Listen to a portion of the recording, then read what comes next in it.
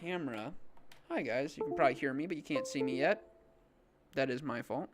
I forgot. I can see you. I forgot one crucial thing. Ooh. There we go. Hi guys, Aaron here. All right.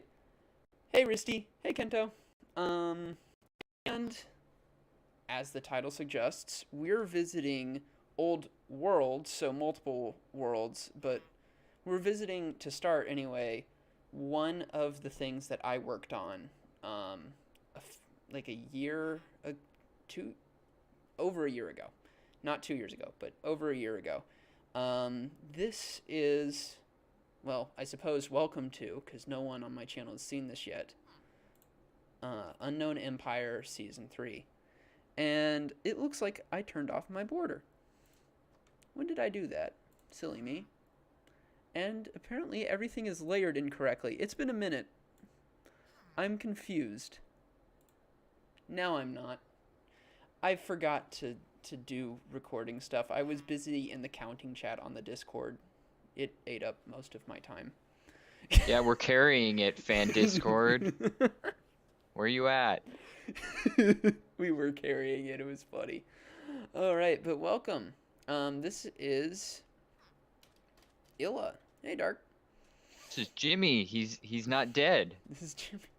Yeah. He's with me in the ethereal realm of Yui. Yeah. So this we have both died.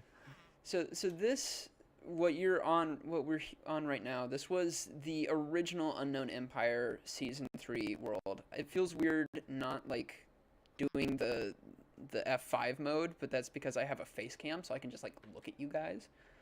IRL. I have no such privileges. Yeah, I have such privileges.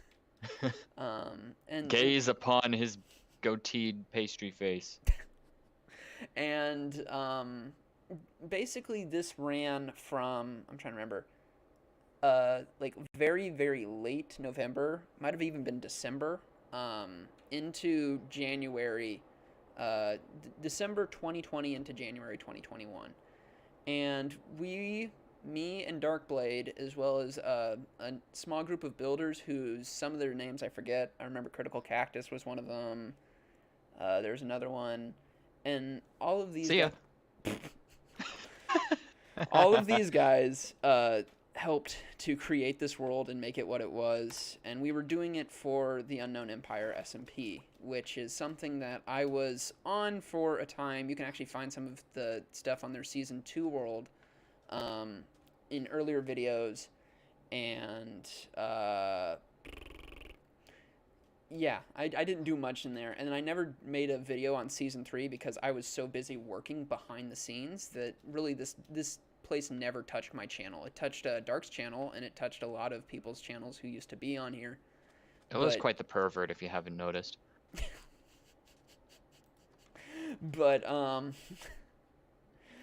But yeah, so that's the reason it's never been on here, and I'm not gonna hold back any longer. We're just gonna kind of get into some of the things that we developed for this place, and along the way we'll talk about kind of what happened with it, what our plans were, and how it all went down, down, down, down, down, down.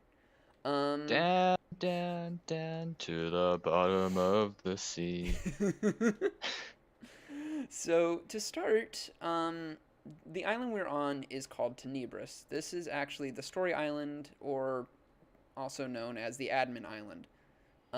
Me and Darkblade being the admins here, we're usually the only ones ever to touch this island. I think there were a couple people who accidentally came over here that weren't supposed to be, but for the most part, I thought there was like Tech or somebody just accidentally came over here. I know Stormy came across Ignis Aurum and got murdered by its boss, and then it never saw the light of day anyway. So. But yeah, so this was our island. What you see right here, it says start here. This was actually the workings for the intro. You can find it in everybody's videos when they did like in their first Season 3 video. And I was back here pressing all these buttons. I'll let you guys read the dialogue, or go and watch their videos. Easy one would be go to Darkblade, because he's on here and you have his name. His channel is named everything you'd expect it to be. Yeah, you can see the actual episodes as they took place. Just go find the magical playlist of like 100 some episodes. Yeah, and so this is basically all of the dialogue boxes, and it goes all the way to right here. Just press that. Oh, there's a book. Something's missing right there, but. Oh yeah, I think something accidentally.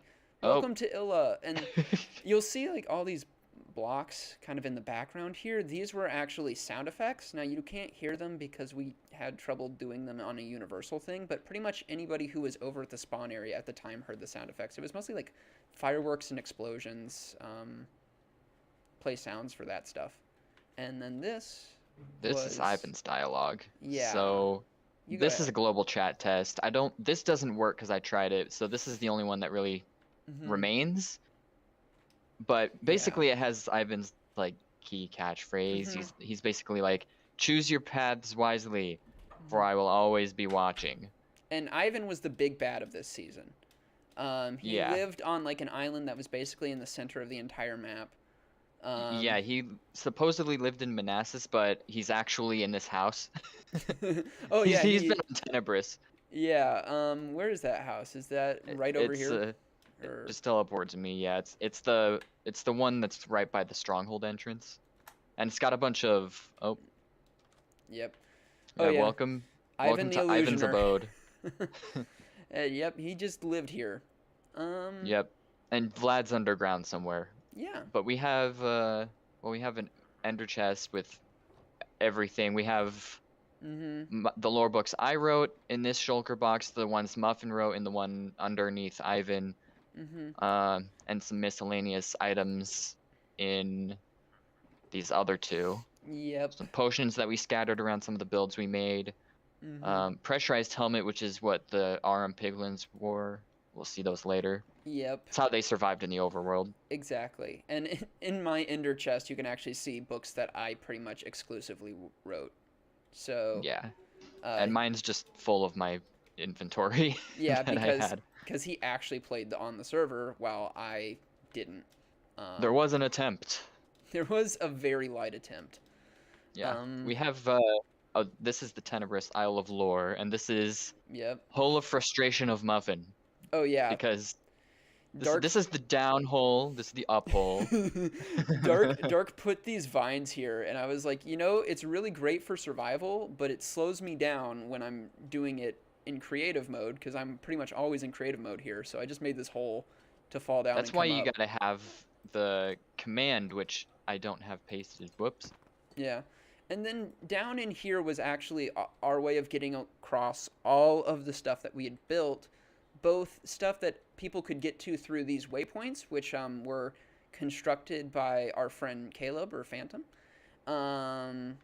And he basically made this whole thing for us. I think this plugin is actually, you can find it on, I forget what he had it on, maybe like Planet Minecraft or something, but this is a plugin you can actually get, and the commands are pretty simple for setting it up, but yeah, we had waypoints. Waypoints allowed players to basically, the first time that they came to a place, they could step on a waypoint, and they would have that into their like fast travel arsenal, and they could fast travel between cities using this system. Meanwhile, we had our own fast travel, and the reason that these buttons still exist, even though we have a waypoint system, is because a lot of these places we didn't put into the waypoint system, either because, one, they weren't actual cities, or two, they weren't actual cities yet. They were things we were still working on. So we didn't want people that like have the ability to go to them yet, or we hadn't asked Fandom to like wave his magic wand and make it a waypoint yet. Curseforge. Yeah. Curseforge. Great to see that you're here, buddy. But yeah, he's in the chat, so he can tell you all about kind of where to find it, and even maybe what went into it. I don't know a ton about the Cody nitty gritty, but I really appreciate it. I thought this was an amazing addition, and I was glad that we were able to implement it. So let's head over to the spawn of everyone else, which was Batur. It was Batur Securus right here. Hold on, let me get the teleport command that I have for Tenebris so it's easier, because I don't think Batur's waypoint works. Oh, no, Batur's waypoint was actually broken I think we did that on purpose, and we were gonna have an event to like rebuild it. And But we never did, so that's why I have my command. we never had that event. Oh shoot, that's the wrong file. I still have all my Word documents for this this thing stored away. Unfortunately, Yeah, I clicked the wrong one, so now my slow ass computer's gonna have 2 opening. that's funny. Yep. Okay. So this was the Eston transport. This is actually where people started, just a little ways off of Securus. This whole dock was not here. The whole crew actually built this later on, but the boat was here, and everybody started off. They had access to a map which was in the captain's quarters, and the maps are actually still here, as well as books that were like written for the one story event we did get to do, and a Christmas note that I left, as well as spruce saplings, which I gave out as little gifts on Christmas Day, which is actually, I think it's the one and only video that I have, was Santa Claus muffin. I think that's the one and only video I have on this channel is season 3. Oh yeah, we had the holiday armadillo in Vinctum. Yeah. Your twin.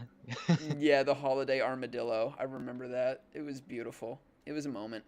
So the map that people get, or the one that is the one that I'm holding now. You'll see Little Tuscany and Willowstone are off to the side. Those were community made, and that's why they're yellow.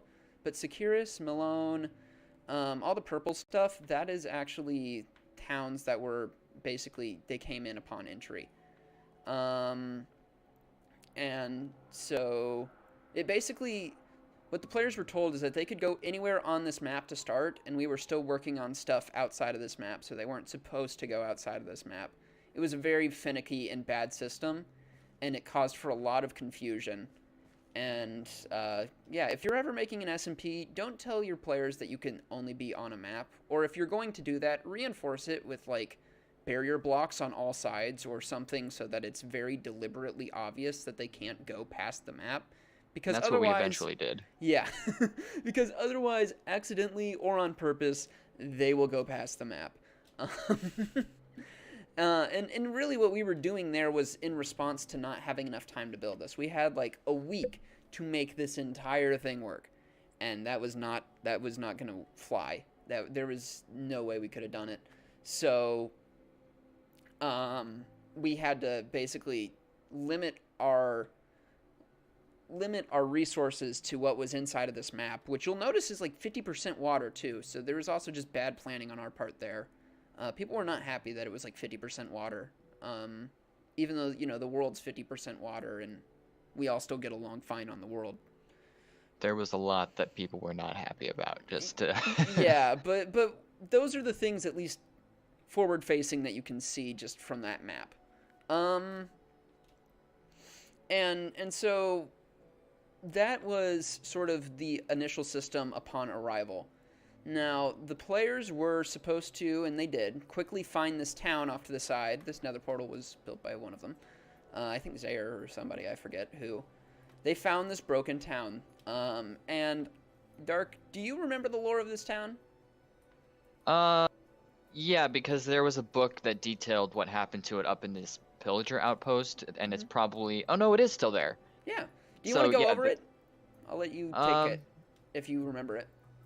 Take the lore of this town.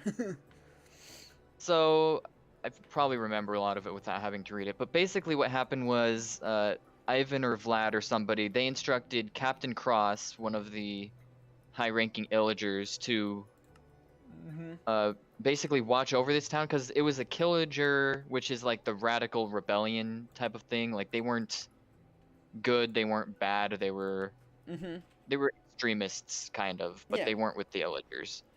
So they were kind of hiding here, and so Cross was sent to basically eliminate that threat. And so they destroyed Batur, and there were a few survivors. I don't think they're still here. But, you know, after that, the Killagers escaped, so Cross had to stay here for a while. Yep. And it's in this book somewhere, but... Hey, Jacob. We're just going over stuff. Go ahead. Eventually, what Cross had to do was go track down a certain somebody, names aren't important, but anyway, he had to go follow that guy to Esden, and which initiated the conflict between the people in Esden, which was us, and the Illagers, which brought us here. So Yeah. this is Batur and Captain Cross, and all that is basically season 3 was my fault, so I apologize. But anyway, Season 3 was yeah, his fault in the sense of he was because I went to get some totems. I made Ivan Mhm. mad, and he was the they catalyst. yeah, I was the catalyst. They sent guys after me. I imprisoned Captain Cross. He's still alive. He's in Polartica, which we'll see later, I assume. Yeah, we're gonna go to Esden And after this. yeah, so we'll see him later. But Mm-hmm. uh, basically, we quelled the Illager threat there. Then we came here, and now this outpost is abandoned because all its troops left, and then this place was just left in ruins Because the after. troops ruined it and Yeah, then left. yeah. And as for the dogs, I don't know, but. Yeah. The Killager bunker actually existed underneath the ruined city hall up here. We'll get to that. We'll get to that. Give it a second. Yeah. But yeah, no, and the reason that Dark was the catalyst versus any other UE member was primarily because Illa was kind of something he had come up with, developing off of stuff that was already sort of in Eston. And so that's why he got to be the catalyst for why we came here, because it was Yeah. it was his mind that really brought us to this point. Yeah, the Illor was basically my creation, and it started in Eston before we had even considered coming here. But basically, that was my term for the vanilla terrain beyond the custom Esden map. At first it was called the Outlands, but then I called it Illa because of the Illagers and Illagers, Yeah. all that stuff. And yeah, basically that's it. This Illa is Darkblade's 50 Shades of Grey, but without all of that. That's a comparison. Sure. That's one of them. So inside of here is, and I'm not even sure, is it still around? I don't think it is anymore. I think somebody gone. Somebody removed the button. So there was a very cheeky button that it looks like I grabbed cobblestone. Okay, there's a very cheeky button that was placed right there. Actually, I think it was placed just at a slightly different angle. But basically, it was very difficult for people to see. And we thought people would fixate onto this button day one and discover the stuff in the bottom day one. No, I think it took like a week and a half to 2 weeks for somebody to find this button. I found it instantly and no one knew what it was because I just wanted content. He did. Yeah. And what's funny is that there was a guy like right outside the exit to the bunker in the Mhm. caves. And He's just AFK. Yeah. And we got some flack for this because nobody could find it for a week and a half. Quite frankly, I mean, we didn't think it was that bad, but we also have a player. We had a couple players actually, one of which was named Minnie, and she was in the original UE season 2.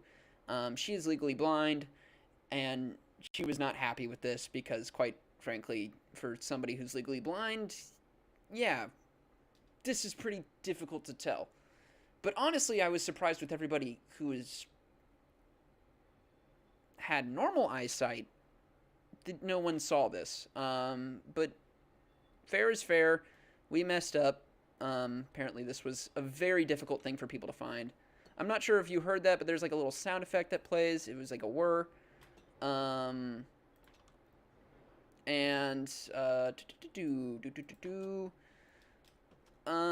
That whir, if you come over here, this is what Dark was talking about.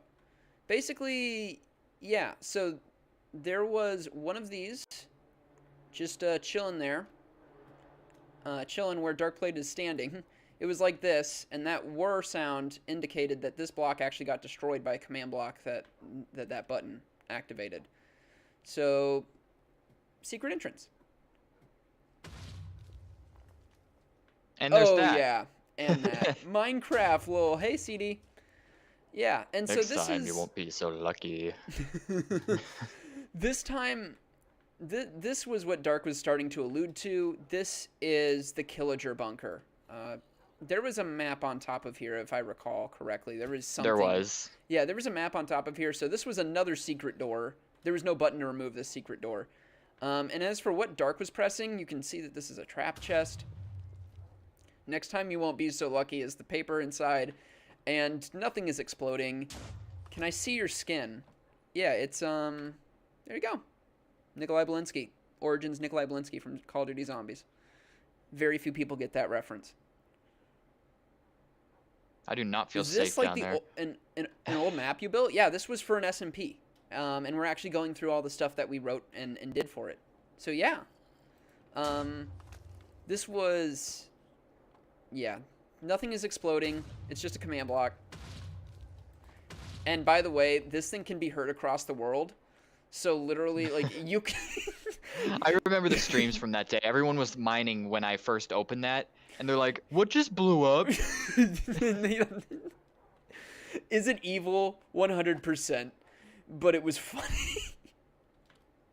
And I very much... we did more evil things, I'm sure. Oh, I think we had plans to do more evil things like that. But it was just... Oh, man, I loved it. And then down here, you'll see a bunch of... These are actually looms, but we were using them as empty bookshelves. And then in this trap chest... Oh, yeah, which is just a trap chest that doesn't connect to anything, but we wanted to freak people out because next time you won't be so lucky. And you can tell it was a trap chest, and then you see another trap chest down here next to an in crystal, and you're like, Yeah, and if you blow this up, the entire freaking, like, bunker goes up because there's TNT, like, behind the walls and stuff. Yeah, the entire bunker just goes completely to smithereens. And there was a book in here, too. Somebody took it. I think... Yeah, we have copies of all of them. We can go through the book lore Tenebris. later, and we can do that in some flyby fashion. I don't really know... Because reading those would take ages. Yeah, and this stream cannot sustain reading. I mean, they're probably all read in, like, my episodes anyway, so... So go watch Darkblade. Self-advertisement, but, you know, it contributes. Yeah, and Dark really did actually cover, like, the player side of the lore a little more thoroughly, along with everyone else. I never got to do that, yeah. So... Season 3 and Season 2 story, honestly, I just covered pretty much everything. Yeah. So it's really the perspective to see if you're into the story aspect of UE. Mm-hmm. Not to pat myself on the back or anything. I can't speak for anyone else. I've watched a few videos here or there. I've watched Darkblade's content, so yeah. Take if you his want word genuine for it. reactions to Illa, then that would not be I would not be the one. But I did cover like pretty much everything, whereas everything else would be scattered about. One perspective I would definitely recommend watching for Illa is Tumu. Oh yes, definitely, because Tumu Yeah. was our little guinea pig.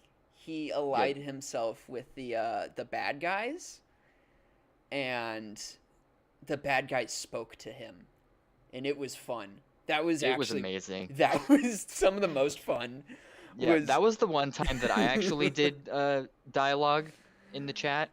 I was doing Ivan's lines to Tumu while he was in the mine, and that started their little partnership that led to some sabotage at the final battle before we closed the season. I wish I could show the footage of that final battle, but I just don't have it on standby right now. It was interesting. We'll get to that. Unfortunately, that was like the one thing that I missed. There we go. But it was quite the time, and there were a little too many evokers. Muffin. You had to be there. One last time. You had to be there. I may have gone a little power mad. Yeah, I think with the villains. I know Kinko was there. I don't remember if there's any. Oh my gosh. Perspective. I think Tumu actually recorded. Yeah. The battle. I want to say he did. I might have overdid it just a tad. Yeah. Just another reason to go watch Dumu, because I'm pretty sure he had the battle, because I know he was at least there. Yeah. Yeah. So this was basically the starting area. This was not everything that everyone had access to, but this was everything to kick off the start of the story. Everything else we're going to go to now was either it didn't have a ton of story to it yet, or elements of it didn't get fully released, yada yada yada. But this was everything that people could basically build off of from the start, and it was all right in this little area. So wait. We forgot a detour in this direction. I know okay. You're probably thinking, you're thinking flowers. Of the detour in the other direction. Yeah, but we have to touch flowers. He's gonna go touch flowers. I better stop him. Okay, I think Flowers is still around. I'm pretty sure he didn't die. I think he was left alone. Yeah. Here he is. I found him. Yeah, he just comes out to greet us. Hey, Flowers. So Flowers is a true gentleman. Yeah. So this is Flowers. He's just chilling. If I recall, his trades are all flower based. He really likes flowers, so he makes you really pay for them. And he had a secret chest on his roof that had one of every type of flower. Oh yeah, that's right. So if you wanted every type of flower, you could get it from him. Hey, Kento. And more flowers. This guy was a flower connoisseur. Yeah. So that's Flowers. I love Flowers. Flowers is awesome. But there's one character who's better than Flowers. I don't. You sure? You sure there's not just one who's better? Goes by the initials HM. Lives underground. Has managed to spark a lot of controversy in his day. Just like me. I think he lived right over here. He did, yeah. Oh yeah, I see his food block under the floor. Yeah. You loved this guy. Oh, Whole Man was the greatest. This is the original Whole Man. There have been many incarnations made in UHCs and just all sorts of stuff, but this is the original one with all of the wacky trades. He has so many trades that don't make sense. If I recall, there's like a very few of them that work. Yeah, like brown banners and bee nests you could technically do. Yeah. Yeah, there's a few trades you can actually make here. I love the idea of getting 3 emerald ore and 3 emerald blocks for 1 emerald. Yeah. I think that was your suggestion. Most of the Whole Man-esque characters that I made their trades with my eyes closed. Which is just Whole Man tradition at this point. Yes. It's just how Whole Man is. It's how Whole Man is. Potion of balance. Okay. Oh yeah, that's right. Dark went on a crazy spree where he named literally everything in here. My therapist, the Joker. They're all characters in his eulogy because every Whole Man has a wacky book. Every Whole Man has a wacky diary, which I wrote this. And this is the only book we're going to read on stream because it is worth it. And Moi wrote all of the pages except the last one. Dark wrote the last one. See if you can tell the difference in writing. Dear Diary, today is my birthday. I got with it 2 toes in the eye of a piccalilly. It was blue. Epic. I love Saturdays. They're full of stories. Oh well. I will now sleepy sleep and look for a new coat hook for my hat. Thank you. Amen. Dear Diary, today I bought a wife. His name is Sharon. It is a waffle maker.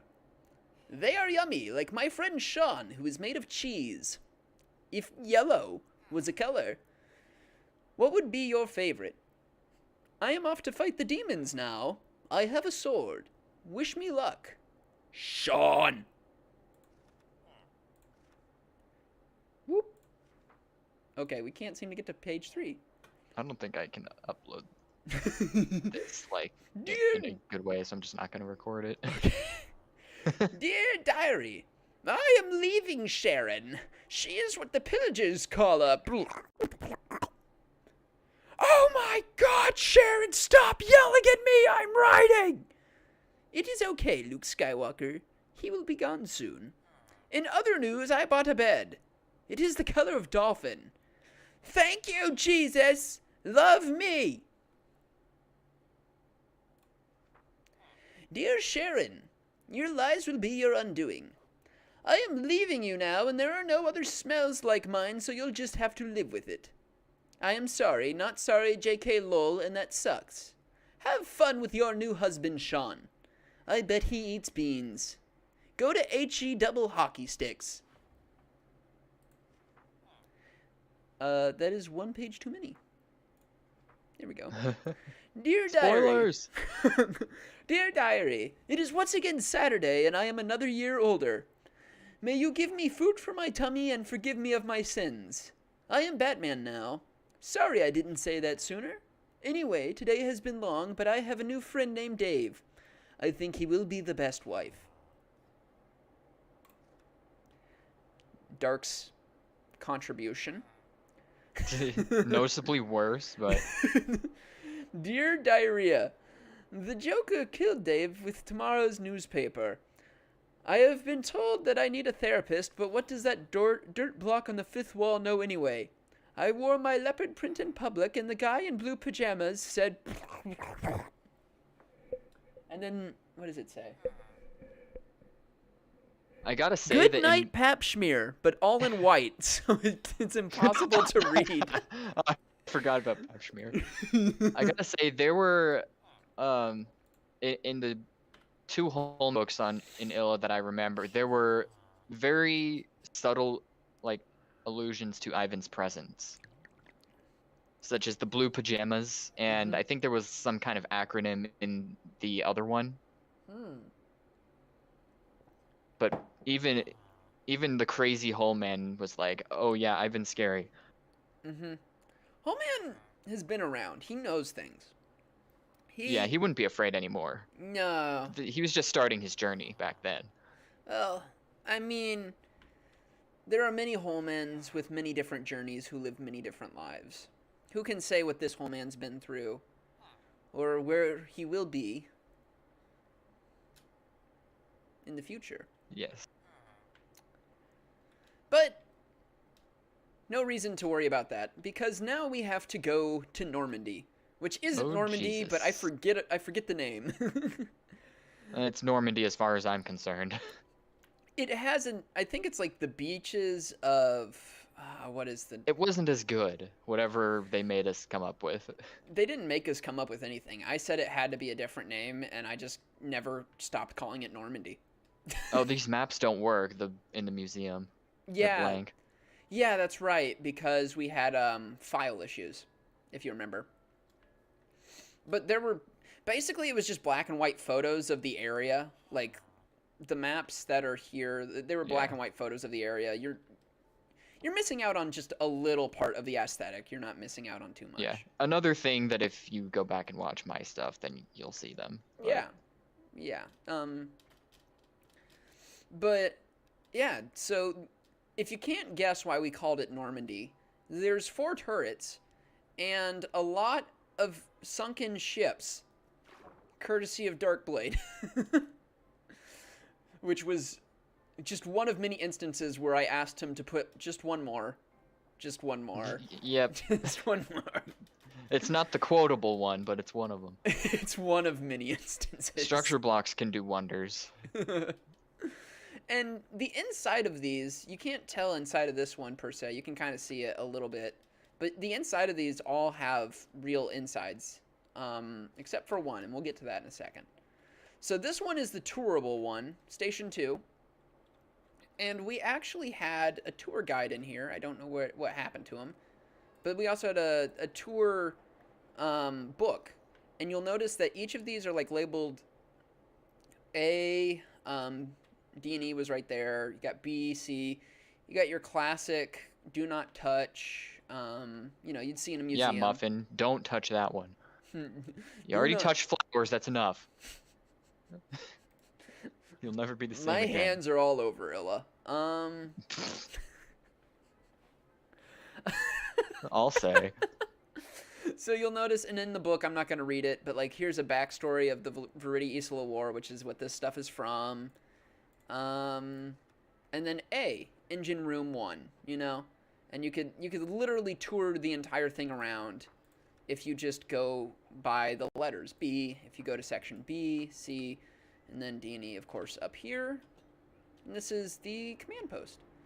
Now, I think one of the coolest things about this station is, while some of it obviously has a little bit of made up, you know, stuff like a core stat, like the Ender Crystal core status, very funny.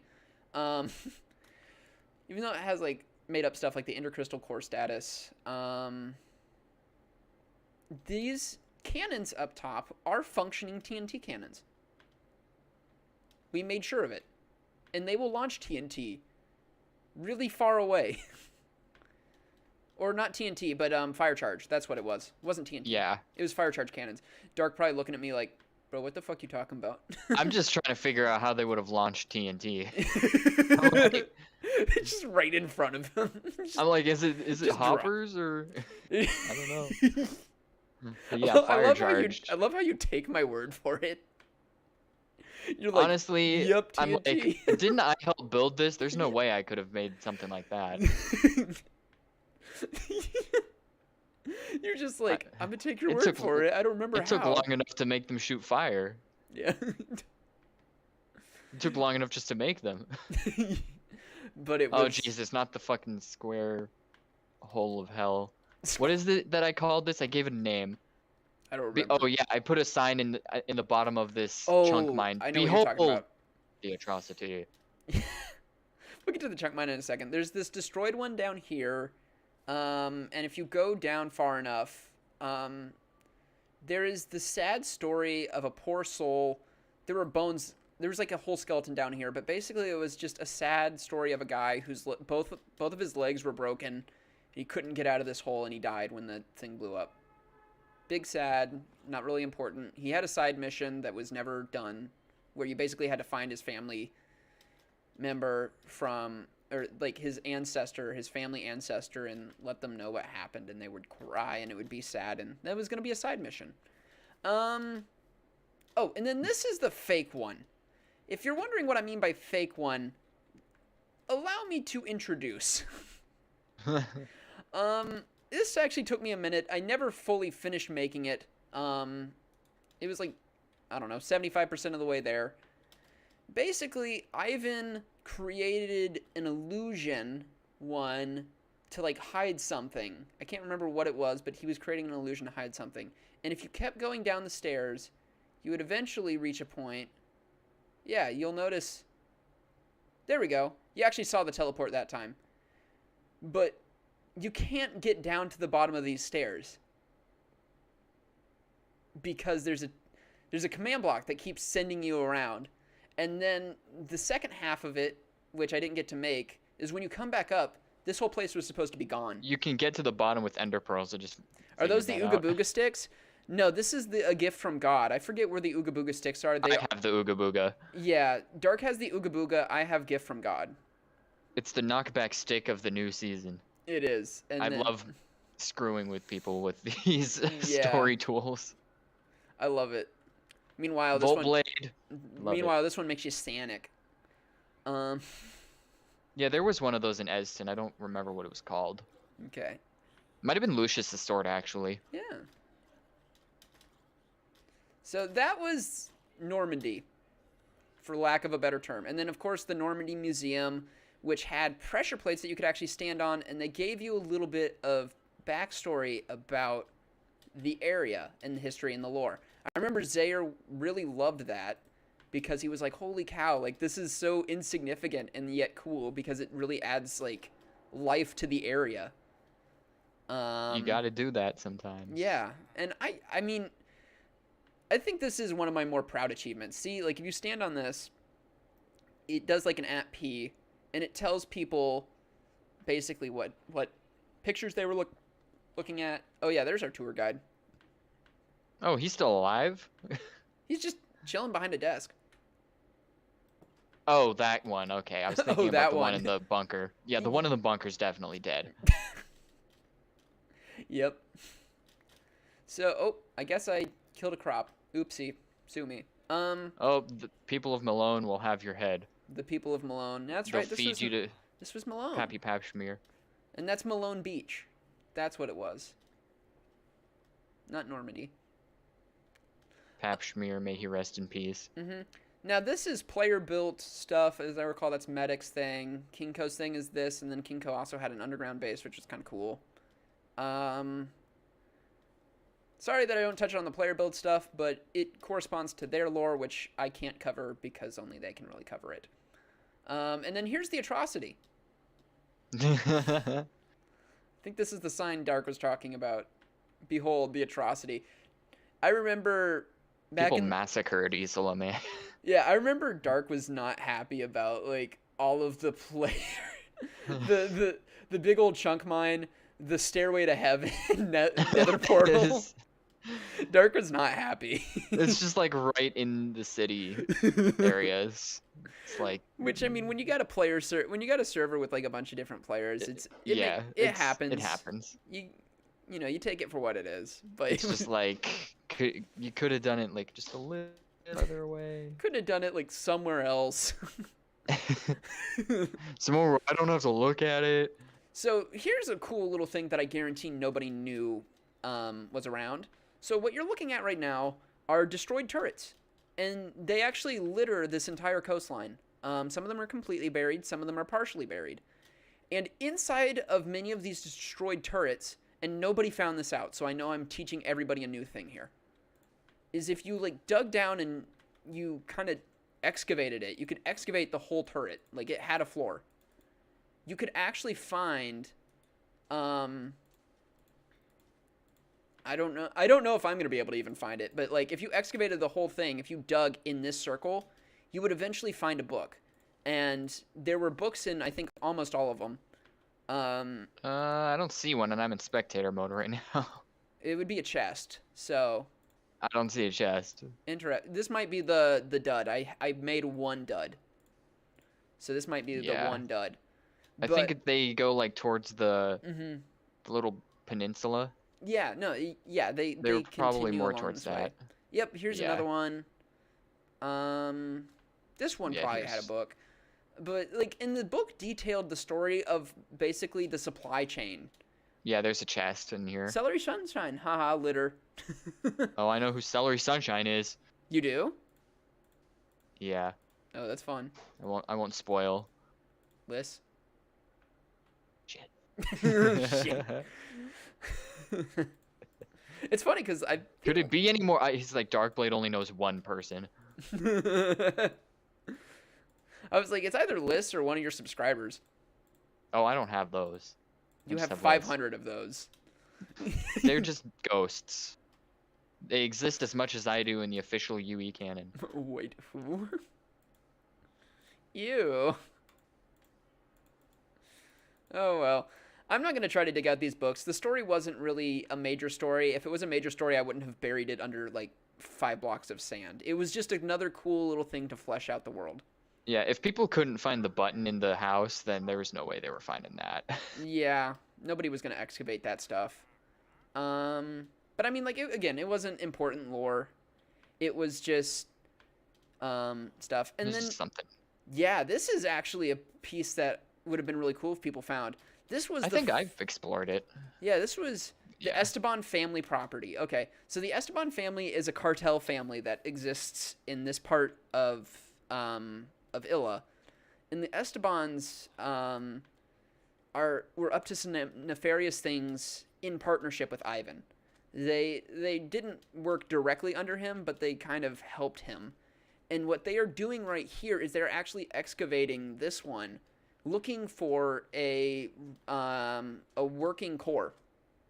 Gamer for celery. They're excavating this one, looking for a working end crystal core, because if you noticed in the ones that did, they looked completed. These were run by end crystal cores, and so they were looking for a working one to use in a nefarious machine, which we can actually get to later. Yeah, we never really got to touch on the fact that end crystals were used as power sources in Illa's lore. I mean, it is actually mentioned in the tour guide. You know, Yeah. if people took the tour, which actually We was just sitting out never in the open. we never really got around to like incorporating that into the actual story. No, we there's so many things we didn't get around to Yeah. doing. It's not fair to imply that that's the only thing. Yeah, it's just one of like the more early Mhm. things that became relevant. And this is Isla Pasiones Primo. Pasiones Primo, yeah. This is Pasiones Primo, and then we had Pasiones Puerto, which was the port. If you'll notice, Puerto was so much better. We didn't really do anything with Primo. with a lot of these names, and you'll notice this very quickly, we relied heavily on Latin and Spanish translations. Except for Isla, which we just made up. Oh, okay. Actually, We I made think that up. DJ might have made this one up. Yeah, because DJ had a really funny quote that he used to always say about this place. Oh wait, oh yep, and then there is a villager around with this name, but this is the home of Shepherd Sheep, who was a real character, and he was a shepherd. And then we have a lot of the Esteban clan actually lives in this city. So you have Esteban the Third, you have Shepherd Shooper. I didn't remember Shepherd Shooper. You have other Esteban. There's so many of them, I can't think of them all. Gamer for Sunshine. Grandma Esteban, Esteban Jr., Esteban Sr. Is this a Killager spy? Just chilling. Oh yeah, those are scattered around. The nitwits are actually not nitwits. They're basically the Darth Jar Jars of Illa. Oh yeah. They play dumb, but they're actually up to nefarious purposes. They're actually the Sith. Yeah. No, the Killagers are actually sort of a radical good guy faction. Yeah. Actually, I think the twist, because I don't know if I can probably reveal the twist. The twist was that the Ivan was motivated, I think, because the villagers, or rather the Killagers more specifically, because it's another one of those discrimination type stories. So the Illagers were Dark loves discrimination. Nations, the Nations discriminated against the Piglins, the humans discriminated against the Nations. But with the villagers and Illagers, it's in one of my many lore book videos. I can't remember the super specific details, but something happened to the Illagers. Like they used to be the friends. Villagers. Yeah, they used to be friends. The Illagers helped the villagers when they faced the undead plague, like when the zombies and skeletons started rising and then attacking. They helped them defeat the zombies and stuff. But then when the Illagers, I think, the lore behind them was that King Alfred of Tatros raided Illager settlements, and that's how they got a hold of Totems of Undying to trade for the quests that they had on the quest board. Yeah. And so when the Illagers needed help the most, the villagers would not give them back their aid. And so they started having really bad relations. At some point, General Radicus, who was the Killager leader, started like attacking them and basically killed Ivan's family. So Ivan, in grief and Ivan, anguish and hate. Yeah, in it was kind of grief fueled. So he just goes around trying to stir the pot and get an Illager revolution, basically. And then Vlad, who had a whole separate thing, they kind of just teamed up because he's like, okay, I need muscle to get these guys back. And who better than Vlad the Eternal? Yep. So they built an army together, and Ivan was going to turn out to be more of a sympathetic villain. Vlad was just a baddie. Maybe not, yeah. Like, Ivan might not have even been a total villain in the end, but Vlad was bad news all the way. Yeah. It was a bit of a King Andrius in the core thing, if anyone gets that reference.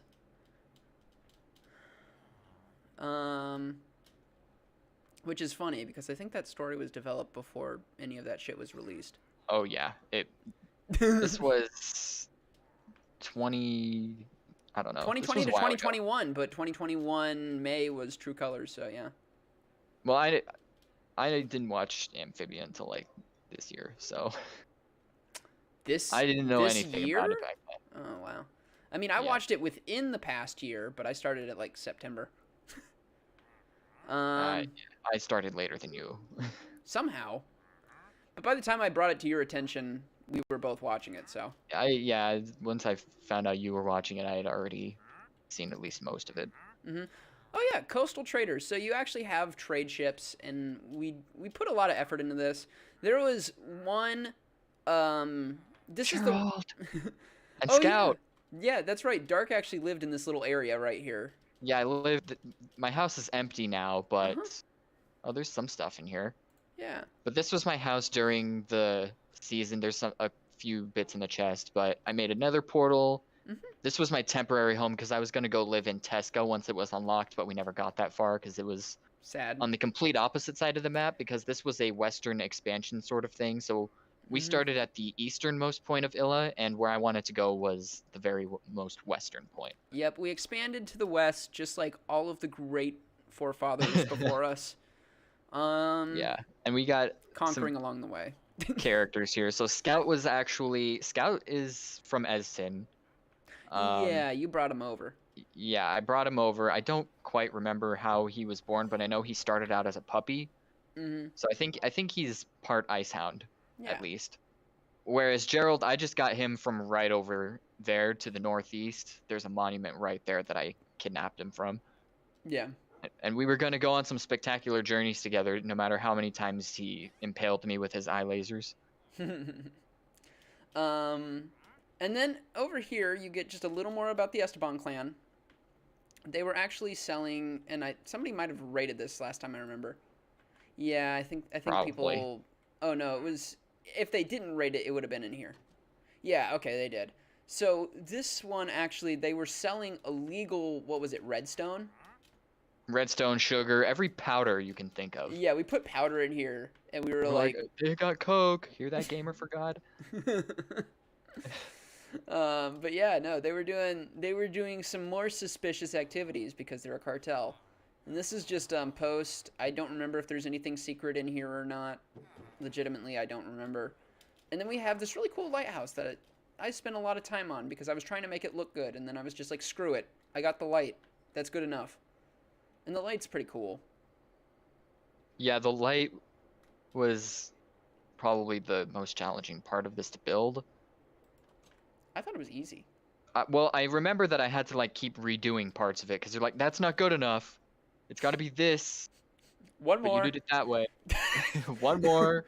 Yeah, it's like one more row of granite, please. One more row of granite. Dorite, granite, dorite. Dorite. Yeah. Finding Dorite. Finding dorite.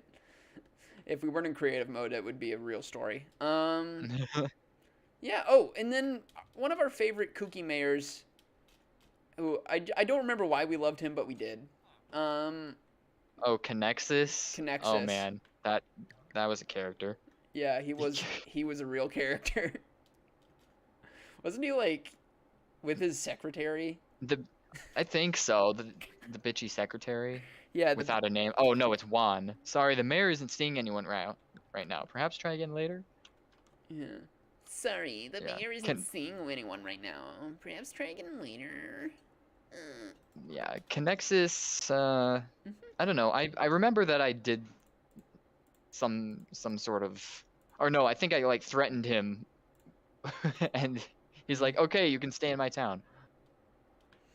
Oh yeah, that was funny. Yeah. Oh right, Connexus is corrupt because he's working with the Estebans.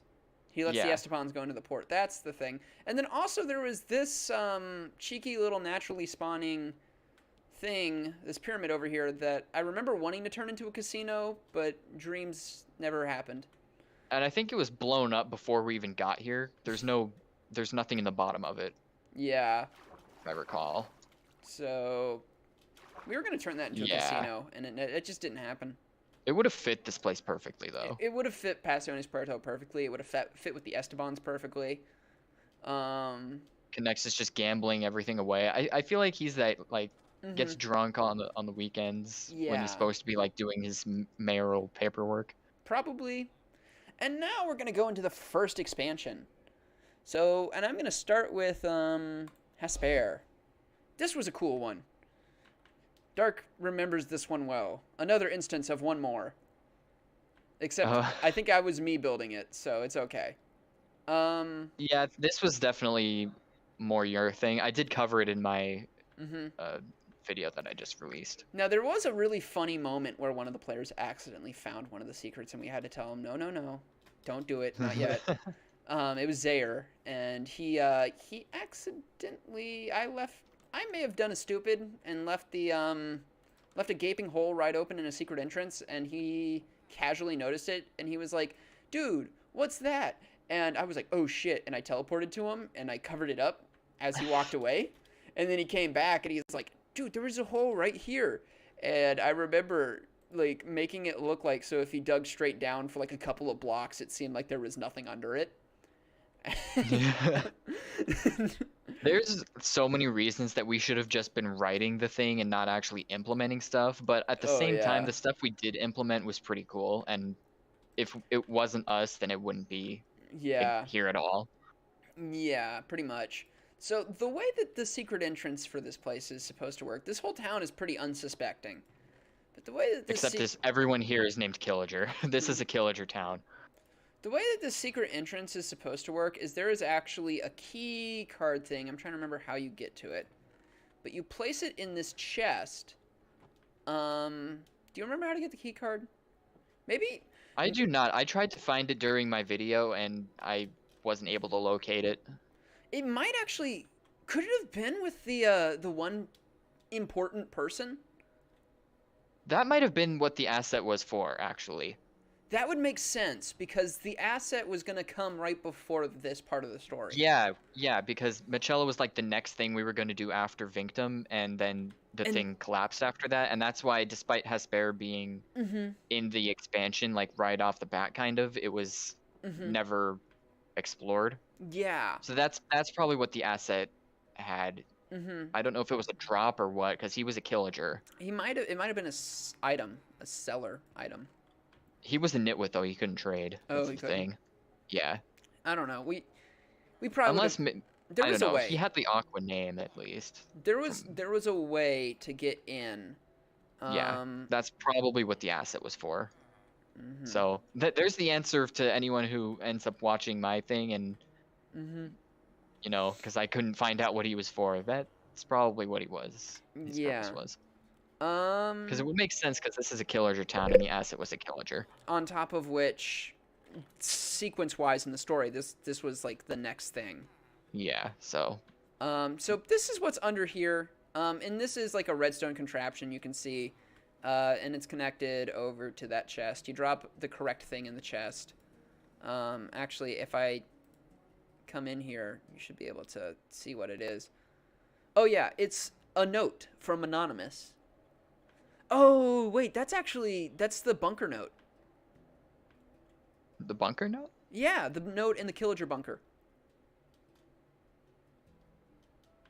I don't remember this. I'm in spectator mode right now. If you go under the chest, because of the way that the thing works with the comparators.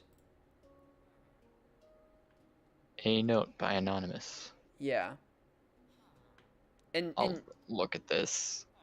Basically, it's raining outside. Yeah. Oh yeah, and west towards Sinclair, and you had like a whole riddle that you made for that. Yeah.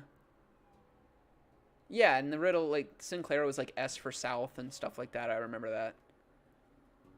Yeah, this like we said, this was like all you pretty much. I think I helped build the little bunker underneath, but that's all I really had to do with it.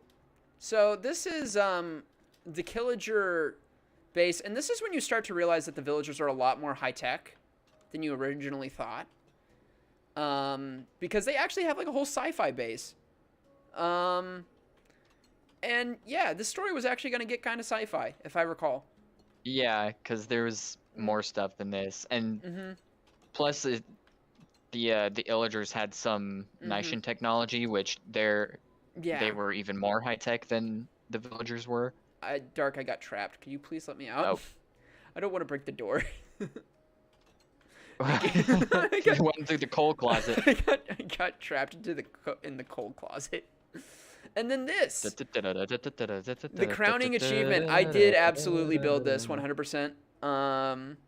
It looks like the underground movie from Us. Yeah, I never watched Us, but I know what you're talking about because I know some select scenes from that movie. Oh wow, she's gamer for God now. And here's Duel of the Fates. Now, originally what this was going to be, it did have a significant story purpose. I didn't just build it for the hell of it. This bunker was actually going to get raided and found by Ivan. And it was going to, basically, you were going to, in order to preserve Killager secrets, you were going to come to each of these things. These were supposed to be computer consoles for the core status.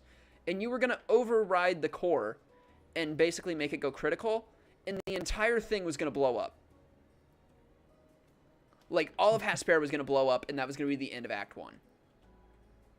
And it would have been really fucking rad. Yeah, that's something that I didn't remember. Yeah. And you'll notice there are beacons down here, and they are actually functioning beacons, but they don't have beams. And the reason they don't have beams is because part of the explosion would have blown off the top of this place, and you would have just seen giant beams going into the sky as the place exploded. That kind of would have been cool, though. Yeah, no, it would have been an amazing action sequence, because what you're supposed to do is you're supposed to override the core, and then you come out of here and you immediately run and you escaped through the sand. There's actually an entrance past the sand here, or an exit. Yeah, like you'd punch out the sand and you'd come. We were gonna have the characters get led. We're gonna have the characters get led up to this get led up to this hill. And basically, it's going to be like the dead of night, and you're going to see all of those rays of light. Gender reveal gone wrong. You were going to see all those rays of light come up from the ground, and then the entire town was going to explode from this hill. The potential. It would have been so freaking cool if we could have just executed on that. The whole like act structure was definitely your idea, so I don't remember when things started and ended. Yeah, and the act structure was my idea again because we had to release this out in waves. Yeah. Which was a big problem. So yeah. And that's Hasper. It was the climax of the story. Now we're going to rewind a bit, because I forgot that it was the climax of the story, and go to the beginning of the story. Or beginning of Act 1 from the expansion level. And we're going to go to Michello.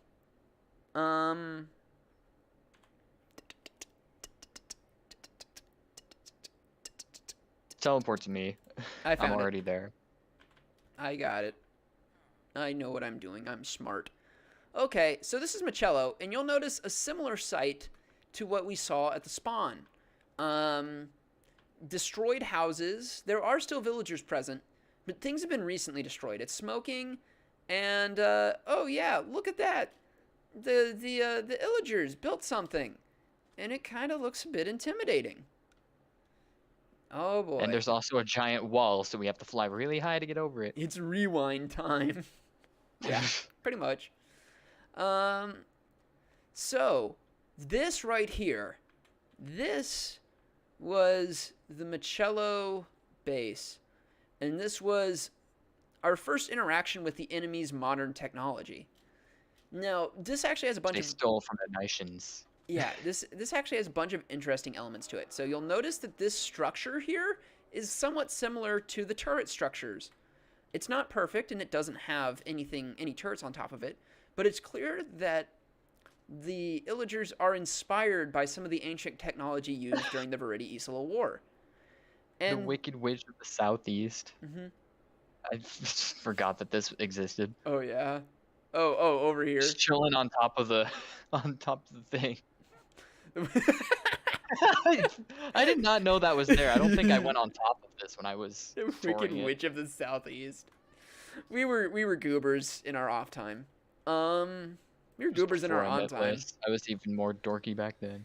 And so you'll notice that this has a fire charge cannon. So here's your actual cannon. And yeah, it kind of looks like a giant satellite dish. Inspiration loosely came from the Death Star. But this is what they've been using to tackle what they've been using to basically destroy that entire town. And Yeah. yeah, And that's like what a small scale decimator cannon would do, because mm-hmm, the decimator cannons were nice and things, and like a fully powered one mm-hmm, would be able to just completely eliminate an entire city in one blow. yeah. So Whereas this one just like took one building at a time. So this one was a primitive one that they mm-hmm, like came across at some point, yeah, whereas the modern ones are much worse. yeah, they were working their way up in terms of dastardliness. Um, and so you'll notice like this actually goes out a bit of ways. I thought originally there was like a whole path that kind of led back behind here, but like this is sort of just an outpost as you get closer to this thing. And so this was an entire story event that was going to basically come next. It was the next major story event. And the way it was going to play out like was this. Okay, dead of the night. You, along with some Killager buddies, try to sneak in. Kento canceled their subscription. Looks like they have DirecTV. Why are you in chat? Jeez. It's the only way I can communicate. So you snuck in here at the dead of night, and you'd have to take out the guards somewhat in secret. And you would go through here, and you would have to, yeah, you can see Illager Guard. We took the trouble of naming all of them. You'd kind of go through this sort of supply depot. You'd get up to the top, and once you were up here, you got some more heavier duty Illager Guards. And then inside of here, the Vindicator. Okay, Vindicator. Where is he? Vindicator.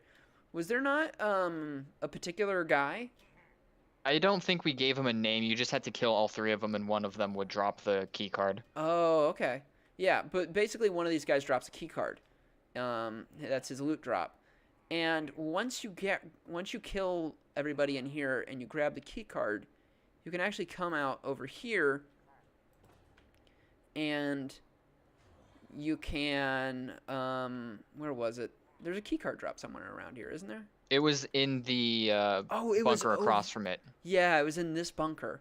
So you had to I think this was it right here. Yeah, or maybe somewhere else. I don't know. Come over to this bunker, and there is a keycard drop. There was a dropper like on the way up here, but I don't know if that's. Maybe there's a hopper underneath it actually. Here, let me spectator mode. There is, yeah. There's hoppers underneath it, and the redstone goes straight to the door. So you'd put it in the dropper, right in the entrance, and then it would open the iron doors. Yeah, where's the dropper? Oh, right here. I'm stupid. Yeah, it would put it over here. It would open the iron doors. And by the way, this is all redstone functioning. I'm just trying to keep from killing stuff. But it is all of the redstone is already built in. So if we wanted to do this IRL, we could. I just don't have like the key card and stuff on me right now, which honestly probably would have been a good idea earlier. Should have coordinated with you on getting all the items necessary to make this shit work. There's more. What the hell is this? Yeah. But it's just stuff that we didn't finish, I guess. You can see they have a bunch of prisoners. Yeah, that's right. I was actually gonna make there's gonna be a food court over here and then some other office, if I recall. This was the food court. I think this one right here was gonna be the food court. I didn't notice that when I was here last time. I thought we had finished this building. We got really close. Yeah. I mean, we finished the story elements of it. Yeah, everything important, really. So here's another dropper where you'd put in a key card. If you wanted to, you could actually come all the way over here and open up the front entrance and take out the guards in the outposts over here. Or, you know, you didn't have to do that. But basically, opening the front entrance was sort of a way of saying, yeah, we infiltrated the base. And just making it a lot easier so you didn't have to go around the back. Then you would come up the ladders. And if you notice, yeah, you got some not so big fans on those ladders. and they are made so that they can only aim at you and not each other. They're separated by like barrier blocks so that they can only hit you. And so everybody's kind of got to come up here and rush for their lives as they're getting whacked by those guys. After the fact, you come in here. You have some more regular Illager guards which you have to kill, and then the sergeant with the banner. The Illager sergeant. Yep. And this guy, as I recall, you programmed with a beef ton of health. Like, he's a boss. Yeah, he should be. Which I didn't remember that until now, but I do know it's possible, so I'm sure I did it, because otherwise it'd be anticlimactic. He had a beef ton of health. Yeah. As I recall, I asked if there was a way to put a boss bar on him, and you said not without it being seen from like a mile away. Yeah. So we kind of... I think he has like 40 hearts if I remember. Yeah, no, he's a tough'n. Like, the other guys are regular. The Illager guards, they are all regular. You can kill them real quick. But this guy's a beefcake. Now that I remember this, I think we were gonna like program Vlad and Ivan with like 100 or something. Oh yeah, like, they were. They were gonna be, and there were gonna be a few fights with each of them. Yeah. Like for each act. And once you beat that guard, he has another key card, which John Cena of Illagers, except we can see him. He had another key card. You throw that key card in here, and all of these metal doors open up. And then, as Dark was saying earlier, there is a Killager asset in one of these, and you can't really see it through the bars. Here he is. Oh, right there. He's right in this one. Yeah. I'm trying to see. He's the one on the right. With the green arms. Yeah, I was just trying to see if he had a name tag, but it's not showing for me. Yeah, you can't. You have to be in there. But it's blue instead of green, and it says asset instead of prisoner. Okay. Yeah, the others say prisoner. So, and the asset did have something that was going to basically lead you to Hasper. Even though he might have not had the note, he had something. It was going to lead you to Hasper. So, yeah, I'm just going to go out the front entrance because I don't care if we open this thing up.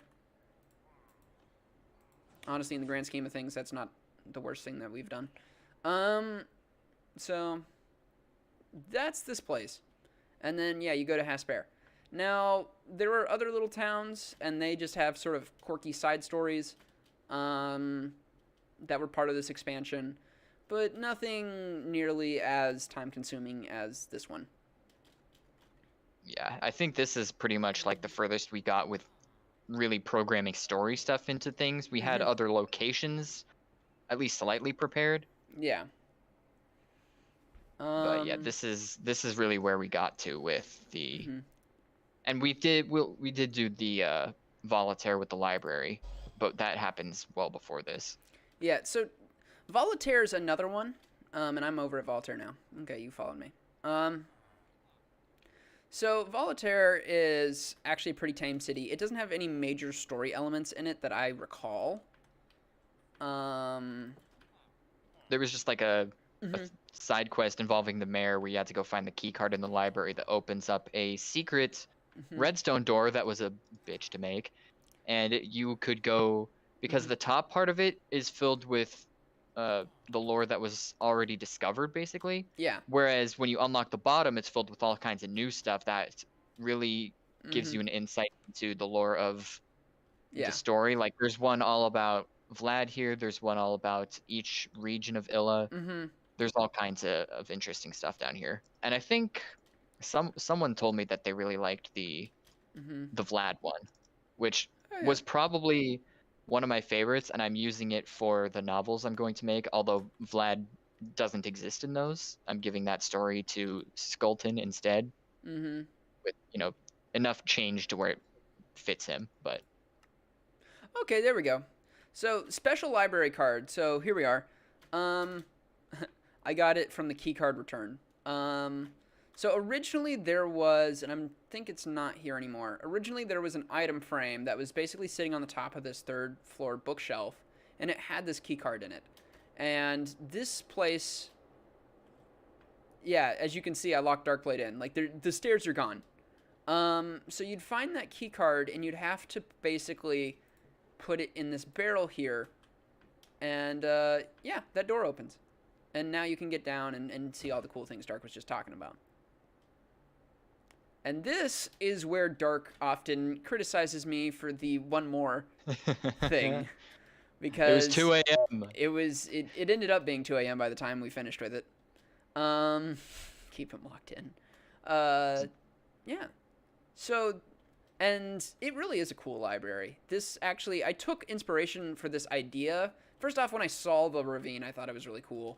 We'll get to that in a second. But I got it actually from a friend of mine.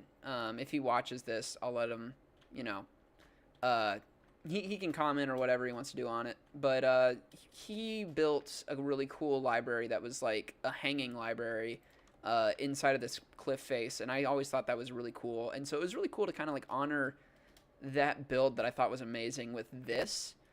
Dark didn't know anything about that. So all he ever saw in it was one more, one more. But it was kind of honoring a friend. So I was the one who had to build it. Yeah, it was kind of honoring a friend, and it was a really cool build. And I think even Dark has to agree that it turned out really nice. Yeah. And also, there's an enchanting room down here, which, for the sake of that one, like my penultimate episode, is like a live timeline of the events of the entire world. So it updates as things happen.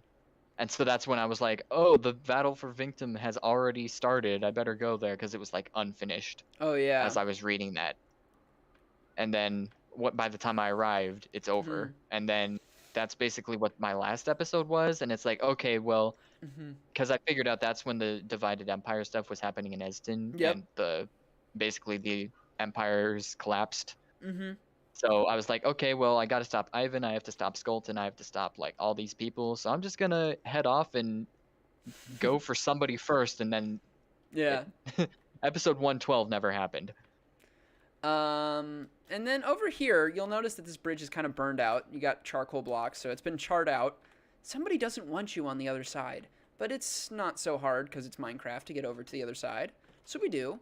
We open up the chest, and then blindness. Ivan talks to us, and I think there was also something in the chest, but I forget what it was because somebody took it. No, I think because oh right, there isn't anything in the chest anymore. Yeah, it's bait because Ivan took it, and that's why he did all the things. Yeah. So I see you finally found it. Sorry about the mess. Yeah. So you can spam the message, but also get blinded. So yeah, you also get blinded. I think I can do what, like effect clear. You slash effect clear and then your name. No, just effect clear. You don't even have to put your name. Oh, does it work like that? It just did. You can't tell me it doesn't when I did that. Okay, because when I try the effect command, it's always like, oh, you have to put the name in. Oh, and look, as you can't tell this, but with the shaders, as the daytime has gone on, this entire half of the library has gotten a lot darker. So that's cool. That's not something I knew, but I usually didn't do this in shaders because I needed optimal performance for building. I see. Yeah, I sacrificed my shaders for being able to see things and function properly while this tour happens. So I hope. I don't know. Your stream has better frames than I would using. Again, I'm cheating a little bit too. Like I'm using the lightest version of shaders I can for stream. I do that too, but it's not enough. Never enough. No, it's never enough. The computer's as unsatisfied as you were when I built this library. I was satisfied when it was finished. Yeah, after however many levels. Yeah, don't give me that sass. All right. So a really cool thing is there's actually a town across the way here. We don't even have to use the waypoint. And if you stand on this bridge with the right chunk render distance, I believe you can actually see both towns. I don't know if I have the right chunk render distance. I'm not going to... I see a boat. If you stand on this boat, you can see... oh, yeah. If you stand on the boat, then you can see both of them. Yeah. And it's Navis, if I recall correctly. Yeah.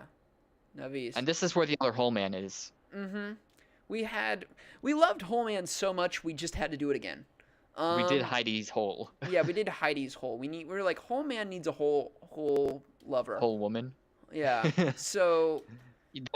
there's your Hole Man, one of your Hole Man entries. Heidi Hole and Hole Man. Yeah, Heidi is a little less a little less This was all me. hidden. I don't even know if you knew about this until it was done, so... I remember you told me you were doing it, and I was like, sounds cool. Oh, yeah, her journal's not in here because someone took it. No, I just took it. Oh, you did? I'm I reading. thought that somebody...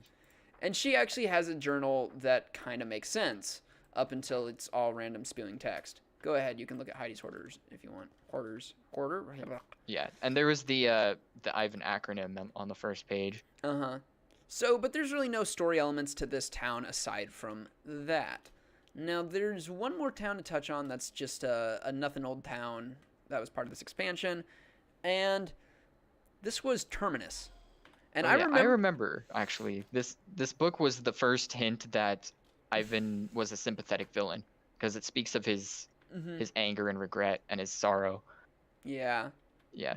So it's like a more story-oriented whole man that was very obvious as to not piss people off like the other one did. I remember Terminus was fun because it was a town that had literally nothing in it. It was just, we were like, the gag about Terminus is that it's not going to have anything. Like, literally did you see nothing. The bed and breakfast in Nevis? No, I didn't. This was another port town that had a Yeah. bed and breakfast right next to the... I'll go over there in a second. I'm gonna talk about Terminus real quick. Did we have things in Terminus? No, we had nothing in Terminus. That was the gag. It was the only town with literally nothing. But it was... Oh yeah, I did remember that we wanted to make one of those. But it was funny because it was also, for whatever reason, the hardest one for people to find. And keep in mind, these are naturally spawning towns, so it's not like us being like all sneaky trying to hide a town. Like, people were going all over the damn place looking for this town because they were like, "What do you mean? There's one more waypoint we haven't discovered yet? I don't see anything." And I was literally following them in spectator mode, I think, for like a solid 45 minutes as they were looking for this place, and they kept like going all along the wall, and they couldn't find anything because I told them that it was like along one of the red walls somewhere. What's even better is that there's no population in this village. There are there's only an iron golem that's like almost beaten to death. Yeah. Oh no, there's one guy. It's a swamp cleric. Well, there's actually a farmer too. You just missed him. Oh, okay. Oh yeah, I see somebody over here. But this village was funny for an entirely different reason. It had nothing, but no one could find it. So everybody was up in arms trying to find this damn thing, and it wasn't even important for them to find. And I think we called it Terminus because it was at the edge of the border. Like that is exactly why we called it Terminus. This is the end of the current expansion, which was we never got past it. Yeah, like the physical end of the expansion. What else? Oh yeah, I was gonna go back to Novice real quick. Emily is an Iron Golem survivor. You had a bed and breakfast you're gonna show me. If I recall correctly, she got killed by that thing like on the first bingo episode. Is this it? No, that's the town hall. That's the town hall. The bed and breakfast is right next to the right here. Oh, okay. It's got the music that's playing. right. And it's just like a cute little... We kind of did some renovation in here. This was just a cute thing. It wasn't anything too special. And there used to be like waffles and bread in the chests, but somebody... Oh no, there's waffles in the oven and bread in the fridge. Yeah. And a bunch of other stuff in the chests. But yeah. Yeah.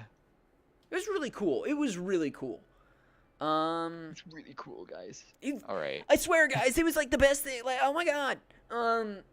And Autumn Mons was the connected towns that we had the little roller coaster that we'll went go through to the hill. We'll get to that in a second. We got one more thing that we got to touch on.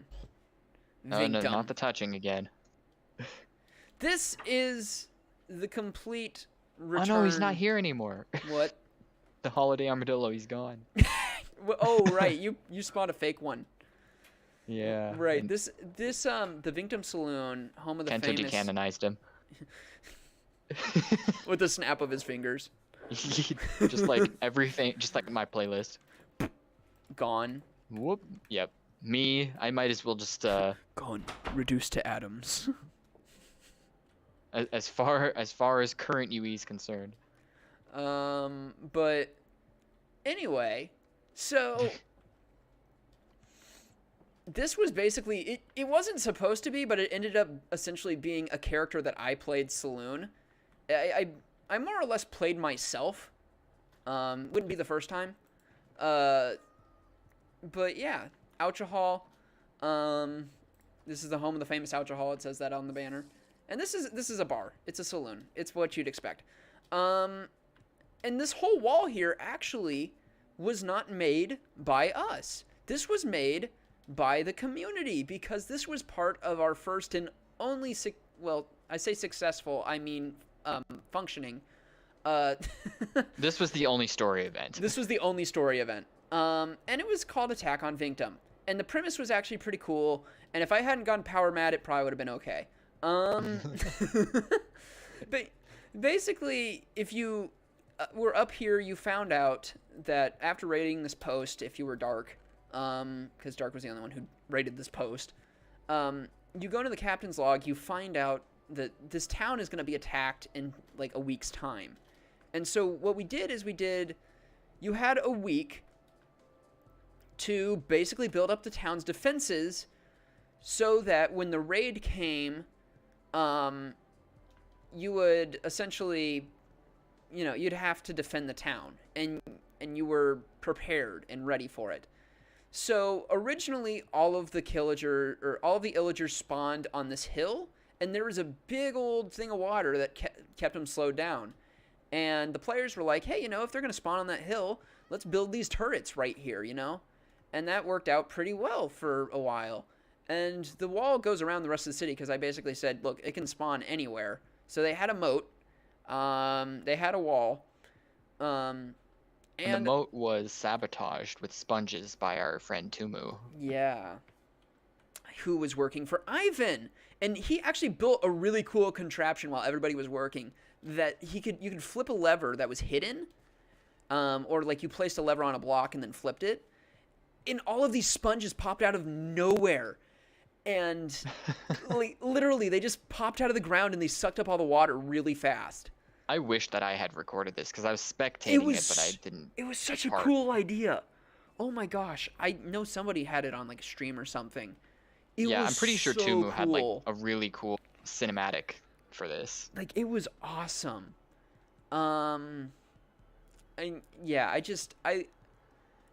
Basically, it worked out about as well as you'd expect. So we started a regular raid on town, and what I found out is that basically, as long as I kept spawning enemies, the raid meter would stay. So I basically spawned the amount of enemies I wanted for the raid, and then once the raid meter was out, that round was over. The problem came on the last 2 rounds.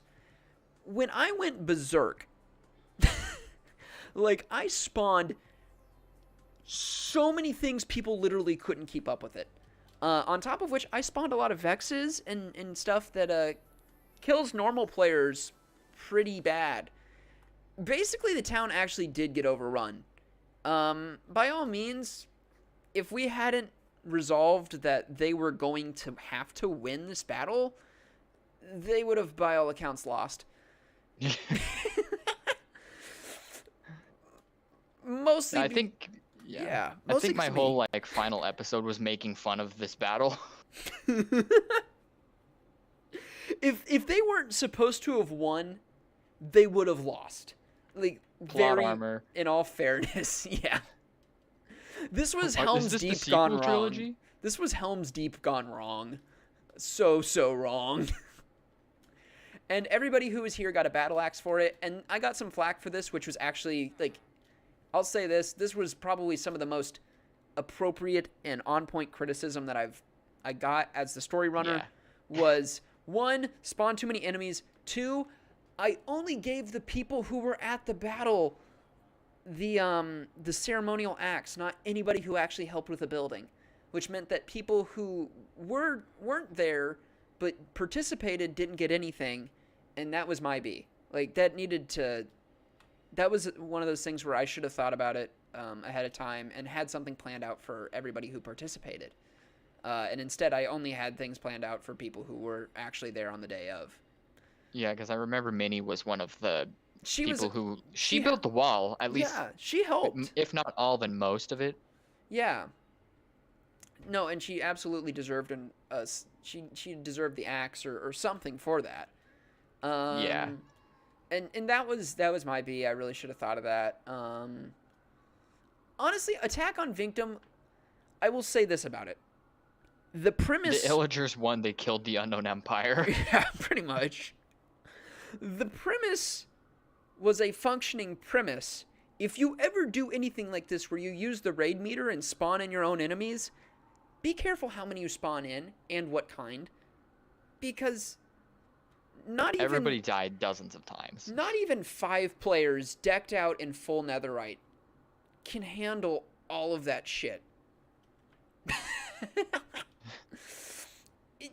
Just be conservative with your estimates on how many you spawn, because in theory, it wasn't a bad idea.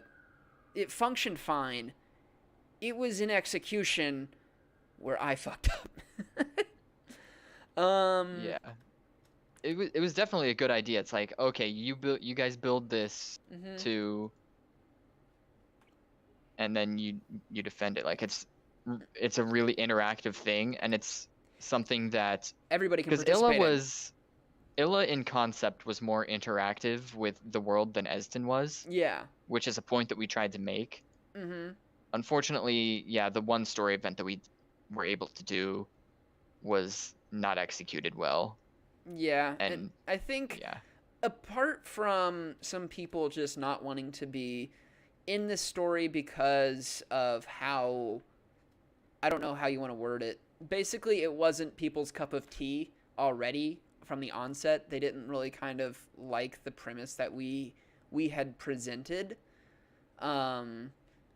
which, everybody likes their own thing. That's fine. And it's not like it's not like Dark and I had run SMPs before.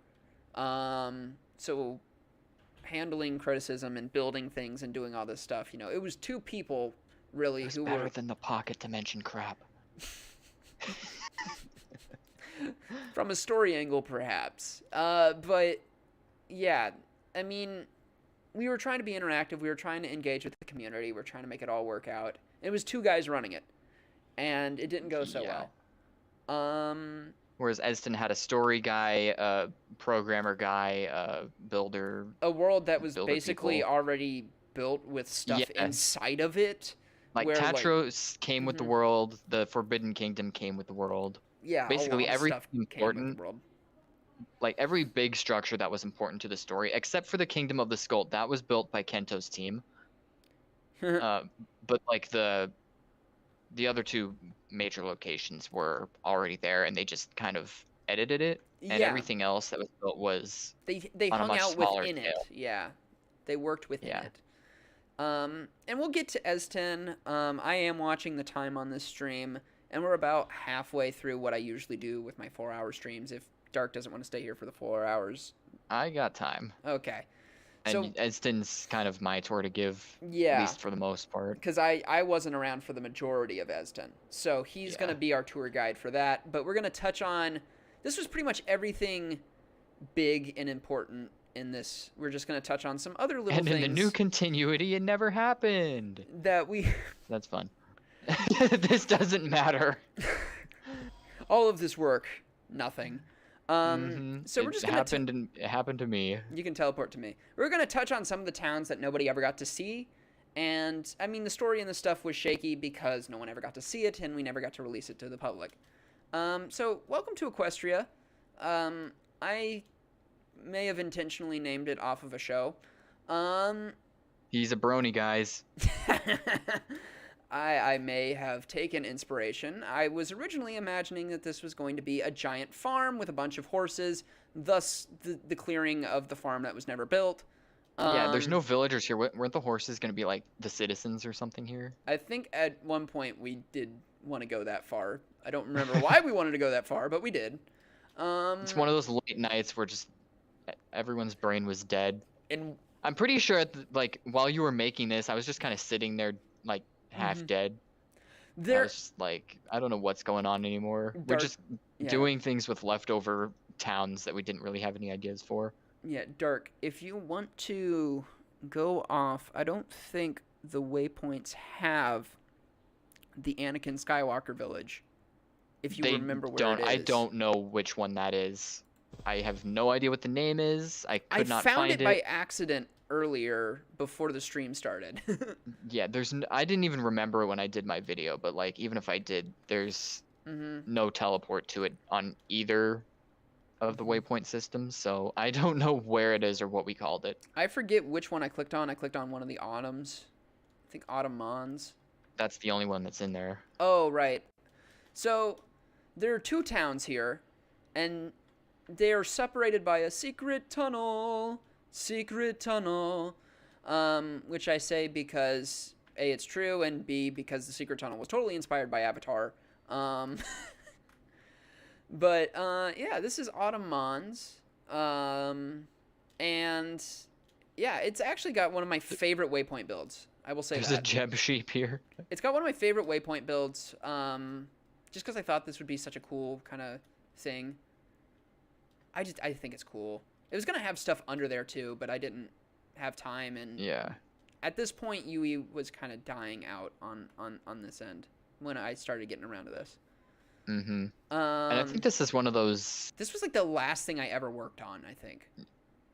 It probably was. This like there's so many of these village names in the Phantom waypoints, and a lot in the Stronghold ones too, that are just, they don't really have anything in them because we never it was got at the around. tail end of it. Yeah, like we were running out of steam. No one was really playing on the server anymore, and it was like right before Kento shut it down. Pretty much. So. But I do remember using structure blocks here because this like tower thing, I'm pretty sure was not natural. And then this has a mine with a roller coaster, and I'm inside the roller coaster mine right now. You can go ahead and do Racing that. you. I'm flying, you're rolling. Oh. You skeleton horses.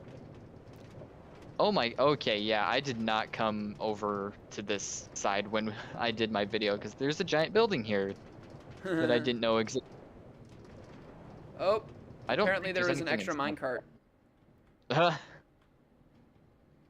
Oh, and it might have tossed one back your way if you're going that direction. So I'm in whatever the other one's called right now.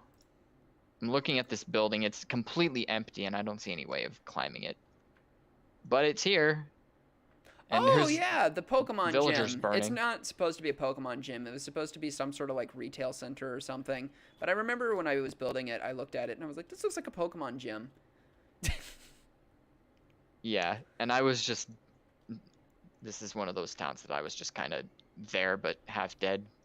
I remember building it. You were pretty much fully dead when I was building this. I was was like, hey, could you be on? And you were like, I don't want to. Like you were like, I have no desire to touch this place anymore. I'm so dead. You're really using the word touch very. You're really taking the word freely. touch very seriously.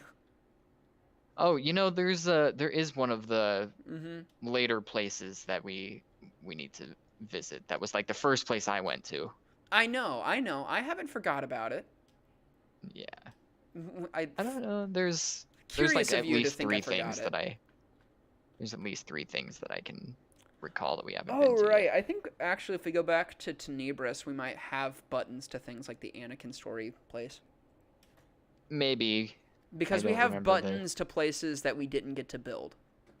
Yeah.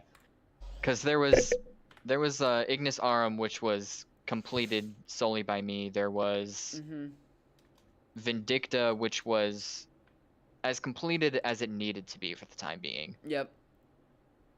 There was does Talionis have anything in it? I don't know what that is.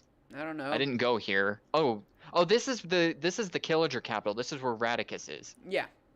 And I did not go here because I forgot that it had any meaning. It doesn't have any builds. It just has characters. Yeah. Yeah. So this is where Radicus and various Killagers from across the entirety of Illa go to meet up. So we got 'Cause about it's like yeah. We got about 15 minutes until I'm gonna switch over to the other map. So let's clean this up. I'm in Village 2000, the one you were talking about. Yeah. So you'll notice that the waypoint on Village 2000 actually isn't a waypoint. It's the top of this tower, which I'll talk about in a second. But let's address the first feature. Totally normal looking town. Except, hey, this guy looks kind of weird. Oh, hey, look, it's an armor stand, not a person. And, oh, hey, that's an armor stand. That appears to be an armor stand. I don't know what the hell that is. And, Indiana Jones and his crystal skull. pretty much. And yeah, wait a minute. None of these people are real. Wait, I want to get to this one. This is my favorite. What? I love the animals. Oh yeah. Yeah, I remember that I was the one who was doing the armor stands and stuff. So I just like eventually I was just like, what else can I stick in here that's just ridiculous? I love that. It was beautiful. So you'll notice all of these characters are fake, and these characters are fake for a reason. This was like one of the only towns where nobody had touched it that we actually established lore on. Essentially, we imagined that in all of their experimentation, the Killagers, this is actually a Killager thing. The Killagers were experimenting with a sort of large explosive device, which may or may not be like a nuke in nature. And so, in thinking of that, we thought of Nuketown. And Village 2000 is the Minecraft response to Nuketown. And thus, what you're looking at right here is essentially they would drop the thing in there, this big machine right here, which actually does technically work, I think. Like, if you were to place a redstone lever right there, I did just say lever, bite me. If you were to place it right there, it would actually turn this thing on, and anything that was inside of it would pop out. But you know, you'd probably want to be at a safe distance away when you did that, and thus the bunker. Yeah, the bunker. Sorry, Dark being really quiet is throwing me off. you just I'm trolling the UE chat because Kento's giving people options. You know, he says you can be friends with the locals or you can declare war on kingdoms. But if you declare war on the kingdoms, then the admins hate you. You get your entire everything retconned into non-existence. And so basically, because of what happened to Fallen Eternal, if you don't follow the path that they want you to follow, then you're fucked. And that's the honest truth, and I don't care if they ban me for it.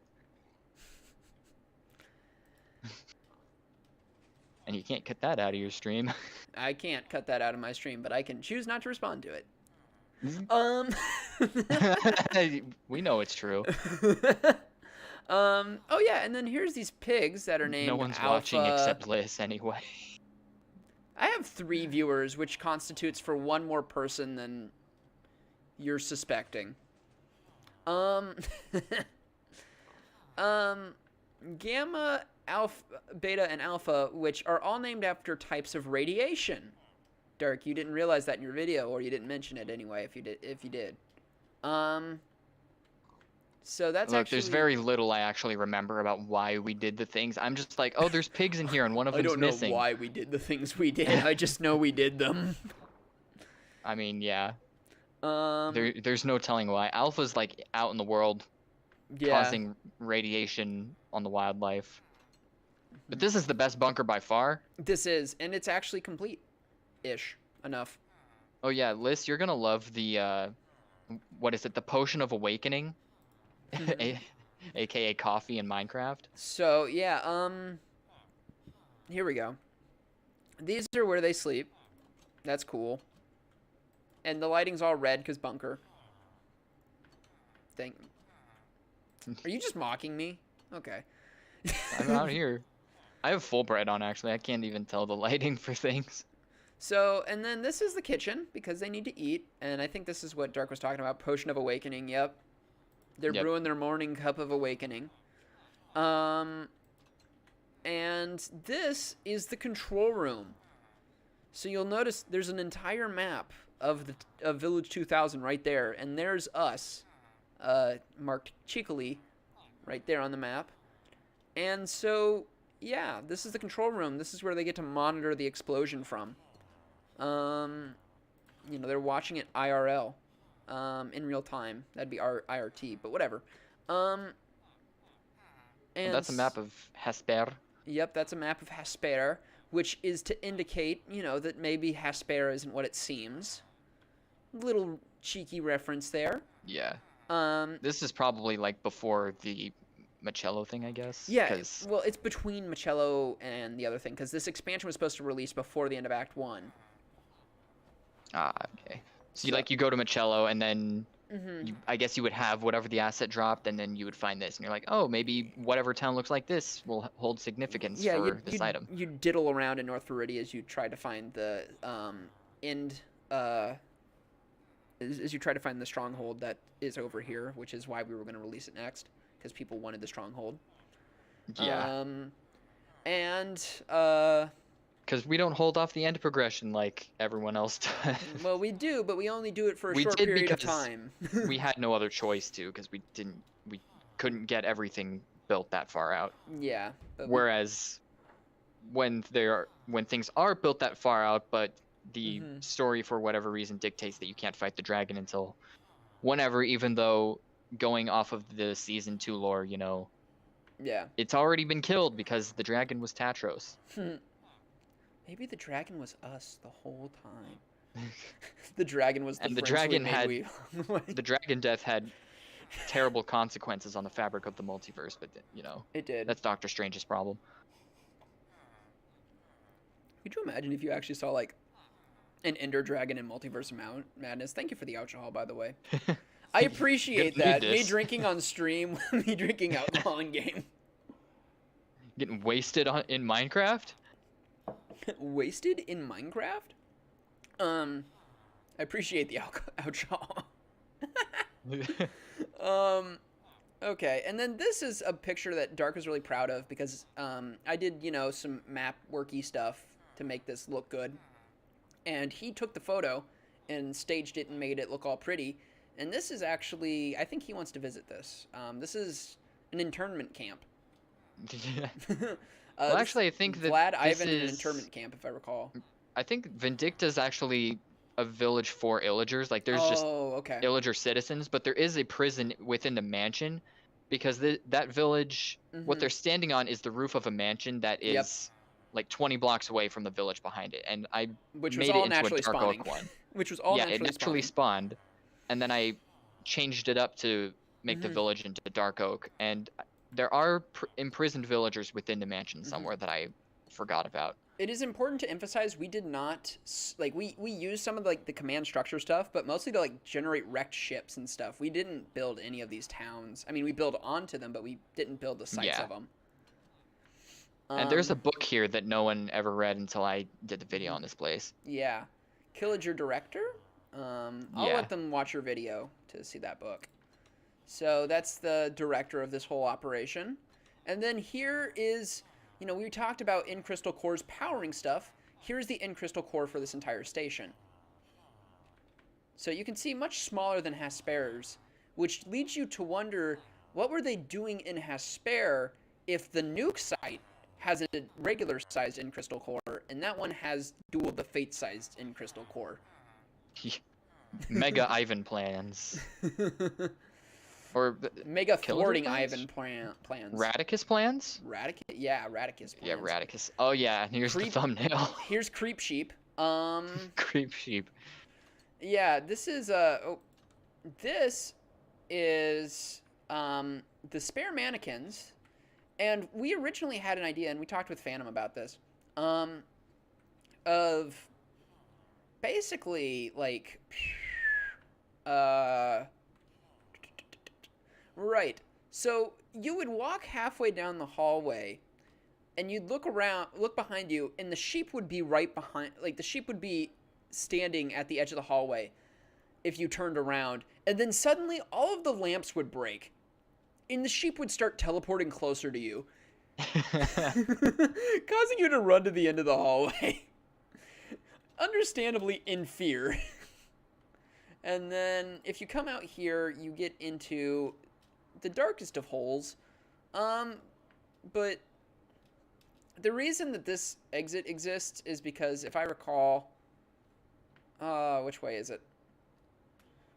There's a fairly swift way out of here actually, if you just know where you're going, which I don't. Do you remember the way out? It's not this way. Dang. Well, you know what? I would assume it was not past the lava, but I'm like, that's sounds like something we might have done just to. Yeah, we probably would have deleted the lava if we. Well, there's a hole here. Maybe I think we actually covered it up. I think it originally led out somewhere, and we covered the hole up so that people wouldn't find it so easily. But there's a ravine right above us. That's the thing. Yeah, it's like. There's a ravine right above here. I think we just keep going up that path, and then. Like once you get to the top, the ravine is directly above you. Okay, once you get to the top of this path up here. Yeah, I'm like right. Well, a little bit of ways away from you. The ravine is where I am. Messed up. Okay. Yeah. I think I messed up just a tad bit. Okay, this was probably the hole that we were supposed to find that I couldn't, because I suck. Yeah. But yeah, so that's that. This hole does actually lead back there, I think, as I recall, because it's supposed to. So that's, how you would get from the bunker over to here so quickly. And yeah, that's Nuketown, essentially. That's Village 2000. And now, back to Tenebris to just clear up any extra stuff that we didn't talk about. Oh, right, San Santana. Story about San Santana. I built it last minute because I thought it looked really cool. The only reason that it was added was because I found this village that was just kind of off the side of North Verde. It was a coastal town. I wanted to call something San Santana. I took one look at this thing and I said, it looks like San Santana, and call it San Santana. There we go. That's that. Go to North Verde Deuce to just see if I can find Anakin Skywalker before we head over to. I think wherever we're going. Anakin Skywalker's in here. I swear he is. I mean, if he is, it would be one of these more obscure things like Foraminus, probably. Deus, the hyper-religious town that has like 3 churches. No, that's Christiana, I think. Deus is the word God. I want to see what Deus is. I was just there and there was a house on fire, so who knows? Maybe that was why. No, this place also has a lot of churches. What is this? There's an angry dog in Deus. Oh yeah, Deus has 4 churches. So it's a religious town as well. Christiana. Okay, 4 minutes doesn't have anything in it.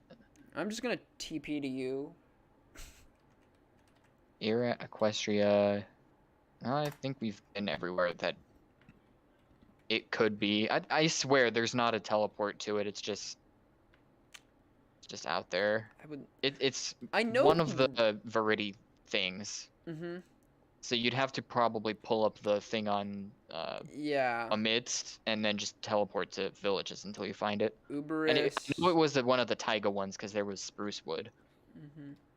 But I don't think that we got. I thought we named it like Anarchist or something. I don't know. I don't remember it. Is it in the document actually? I don't remember. It probably isn't, but I suppose it's worth looking at.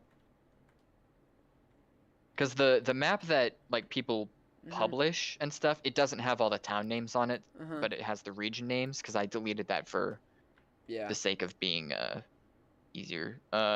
Cool thing. Uberis? No, it's not Uberis. While you're looking for that, I'm just gonna go over. So this is mob testing area. You can see General Vlad is in a cage over here. Nobody's supposed to find this guy. This is just mob testing. Yeah, and he's got 2 totems of Undying, and if you spawn a villager in here, then he'll massacre the thing. This is the mail room, which is a special teleportation area I made to get around to people's houses more easily, and so I turned everyone's house into a teleport link for me, so Except I can get one mail. of them teleports you to Little Tuscany twice.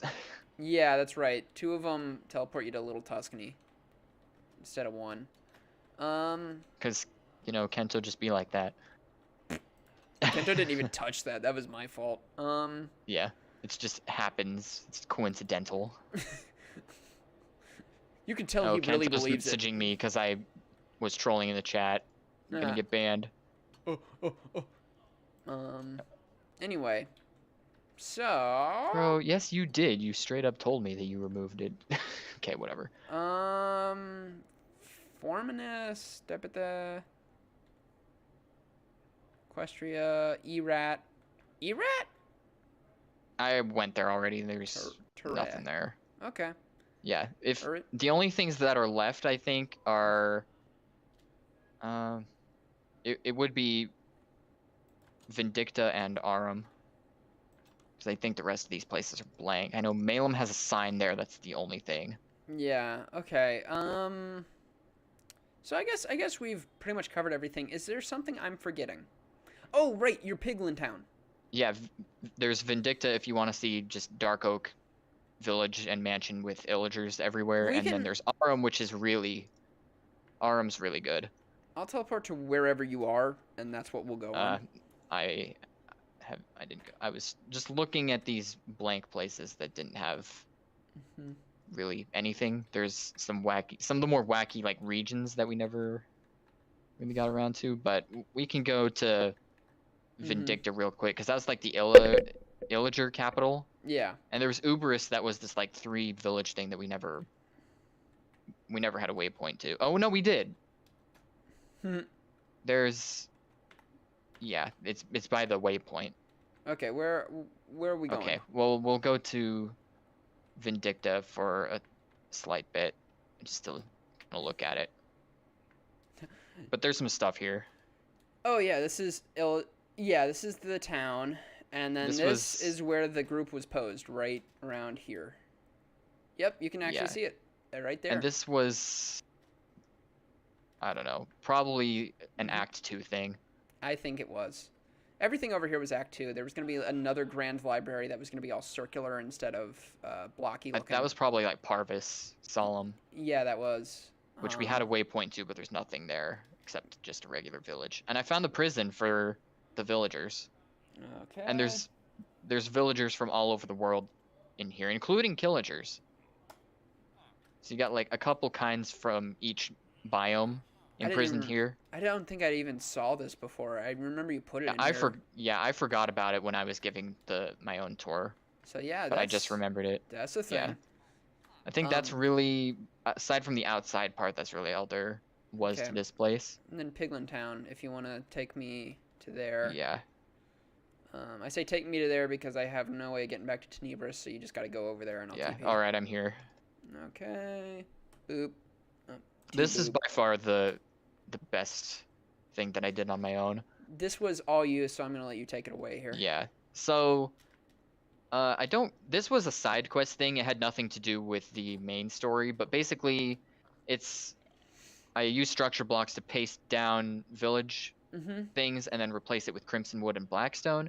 There's a couple structures that I made myself, but if you look around, there are piglins with glass on their heads and iron chest plates, which, because, you know, piglins, they zombify if they're out of the nether. Basically, they can't breathe the atmosphere. They require a more sulfur, like smoke kind of thing. And they were aliens in the lore. They came from the same planet the Nishans came from, which was called Darkrim. But yeah, they're like Skyrim, but Minecraft. Yeah, so they have these helmets on that they use to breathe. And there was the nether portal that they came out of this way, and you can see like there's a Strider farm, there's a Zoglin thing, but there was this big there was this big portal, and this guy's name is Roger. I don't know why he exists except that he's got a winning personality. But you know, he's here, and I guess something probably went wrong with these guys. Maybe they had malfunctioning suits, or they just didn't cross over very well, but they were zombified. But the really important stuff comes on the other side, which you have you have more portals up here that are functional, which is the one Stormy accidentally came through and got slaughtered. Should I go through it? There's nothing on the other side. Oh, okay. I thought you said there was stuff on the other side. No, he just came Oh, on the other side of this. Yeah, he was in the Nether, and then he found it randomly, came through it, and got mauled I still love the by the staircase where you boss. gave up. Yeah. I'm just like, screw this. I'm not a builder. But anyway, there's a watchtower on the hill, and then you come down here, and there is a brewing tower which is full of custom potions, which Didn't even copies of know. those were in the shulker boxes at Tenebris. Cool. But this was also the only place that you could get luck potions in the game. Whoa. So that's a thing. And you had a blacksmith, you have uh the town hall, which is where Mayor Arius lives, and you can get pig step. Oh, great. The stream is now going to get copyrighted. Thank you for that. Because you know that song is copyrighted, yeah? It is? Yeah, it is. It's unfortunate, but it is. No, well, Because it was made played by my video. Well, yeah, it was made by an artist that doesn't work with Mojang, and Mojang basically commissioned them to make the song, but it was published through essentially a different publisher. So the copyrights are different than my regular Well, Minecraft either music. way, you got Mayor Arius in the town hall. He's wearing some different gear. Yeah. And the boss for Aram is Sheriff Brutus, who's a piglin brute with a netherite sword. And also a winning personality, yeah. He does, yes. I don't know where He's he is. Is he in this bottom one? He's in this like kind of flat building. Yeah. He reminds me of Captain Grime from your favorite show. Just he's got the scar on his eye, and he's just like brutal warrior. Yeah. Honestly, a battle axe would probably suit him better, but I was like, they already wield axes, so I want to be a little bit different. Mm-hmm. But that's pretty much all there is for Aram. It's just something different, something to explore. Mm-hmm. And it's got some. I don't remember what it is, but I'm pretty sure that Brutus dropped something. Wait, y'all are still going? Who said that? I don't see it yet. Oh, she's back. I didn't know she left, but that's funny. Your girlfriend can't even pay attention. Oh my gosh. Well, I think that's it for Illa. Yeah, that's really everything I could remember. And I think we're right at the time limit, maybe just a little bit over. Yeah. 2 minutes 10. Yeah, 2 hours 10 minutes in, and that's about right. Because it took about 10 minutes to get going from the start of the stream. So, all right. Sweet. Let's move on over to Eston. Woo. Woo. Okay. Okay, so just to clarify on my stream. Oh, the server's not up. What do you mean? Why is the did the server literally crashed while I was gone? My gosh. It was working at the start of the up. stream. MC. Oh my gosh. I'm trying to fix the server right now and see what happened. I'm taking care of it. It was up when the stream started 2 hours ago. Yeah, and it was up when I logged out when we were in Victim as a joke. But now it's dead. No, it's which gone. is what the Eston server does. It's what it do. Eston ass, yes. The reason it says ass is because it's on my personal server, which is Aaron's survival server. If you go inside of here, that is. Oh well, now you guys can join that. I forgot that. Oh, guess I probably shouldn't have shown that. I'm just gonna turn the whitelist on, or I'm gonna turn whitelist on when I get back in. I forgot that there was an SMP between UE and Fallen Eternal that Kento tried to do. I don't know what the premise of Lost Echo was. I think it was another. It was good. Story thing. I actually really enjoyed Lost Echo. I don't think I was a part of that. You quit because your expectations were low. And unfortunately, after the first season, it did go bye-bye, but the first season was fun, and I enjoyed myself. I don't even remember what that was about. I know I was there for like a little bit. I never did anything there. Same with Fallen Eternal. I just for whatever built reason, like one house of Vietnam. It do not want to do. It do not want to do. Eston does not want to cooperate again. Fine. I actually paid my bills this time. It should be here. Great stream. Great stream. cool. We didn't have an Illa time crunch. Rip Lost Echo. Dude, I loved Lost Echo. Lost Echo was fun. I was actually... I enjoyed myself. Made some good friends. Did a Frostshire. It was cool. Did Vietnam. I have no idea what... No, Vietnam was Falling Eternal. No, it wasn't. Was it not? No. Oh, no. Oh, no. Lost Echo was the most recent one. Falling Eternal came before that. That was like the... Yeah. I got them mixed up, yeah. Yeah. Okay, Lost Echo was the thing that we built Vietnam on. Falling Eternal was the... I think there was another... that was within the UE canon, wasn't it? What? Falling Eternal? That was like It was gonna something be. It was gonna be, else. yeah. Yeah. It was like, I don't know. I am just rebooting. I don't know what that one was about then. I'm rebooting my Minecraft because sometimes, for whatever Oh, reason, that's what it takes. Oh, well. It just went up. Screw me. Yep. In Polarctica. Okay, well, you Get to Waypoint. Yeah, get to Waypoint while I'm restarting everything. Too busy counting in the Discord to be prepared. Yeah, Lost Echo is I still want Lost Echo reboot, but actually planned out. Yeah. Dude, I would be down for some Lost Echo Season 2 Electric Boogaloo. I don't know how you want to coordinate that, but I'd be up for it. Vietnam. Okay, yeah. So I got the names mixed up because I couldn't be bothered to participate in either one of them.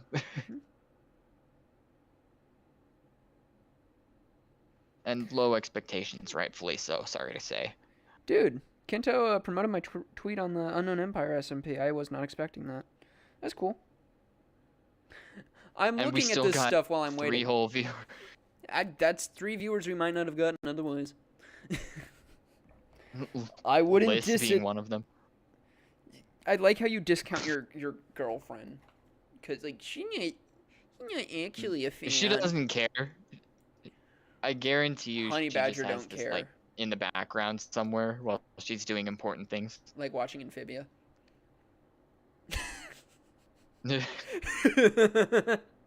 Like studying for finals, like normal people often do. Not all publicity. Oh, is I got good the Voltblade and the knockback stick on my character. You know I have to use them at some point. Okay, here we go. And do. I guess my hotbar's been visible the whole time and I didn't realize it. Big sad, but okay. Was it not supposed to be? I wasn't thinking it would be, but you know, preparation for this stream is kind of on a low. Outdated client?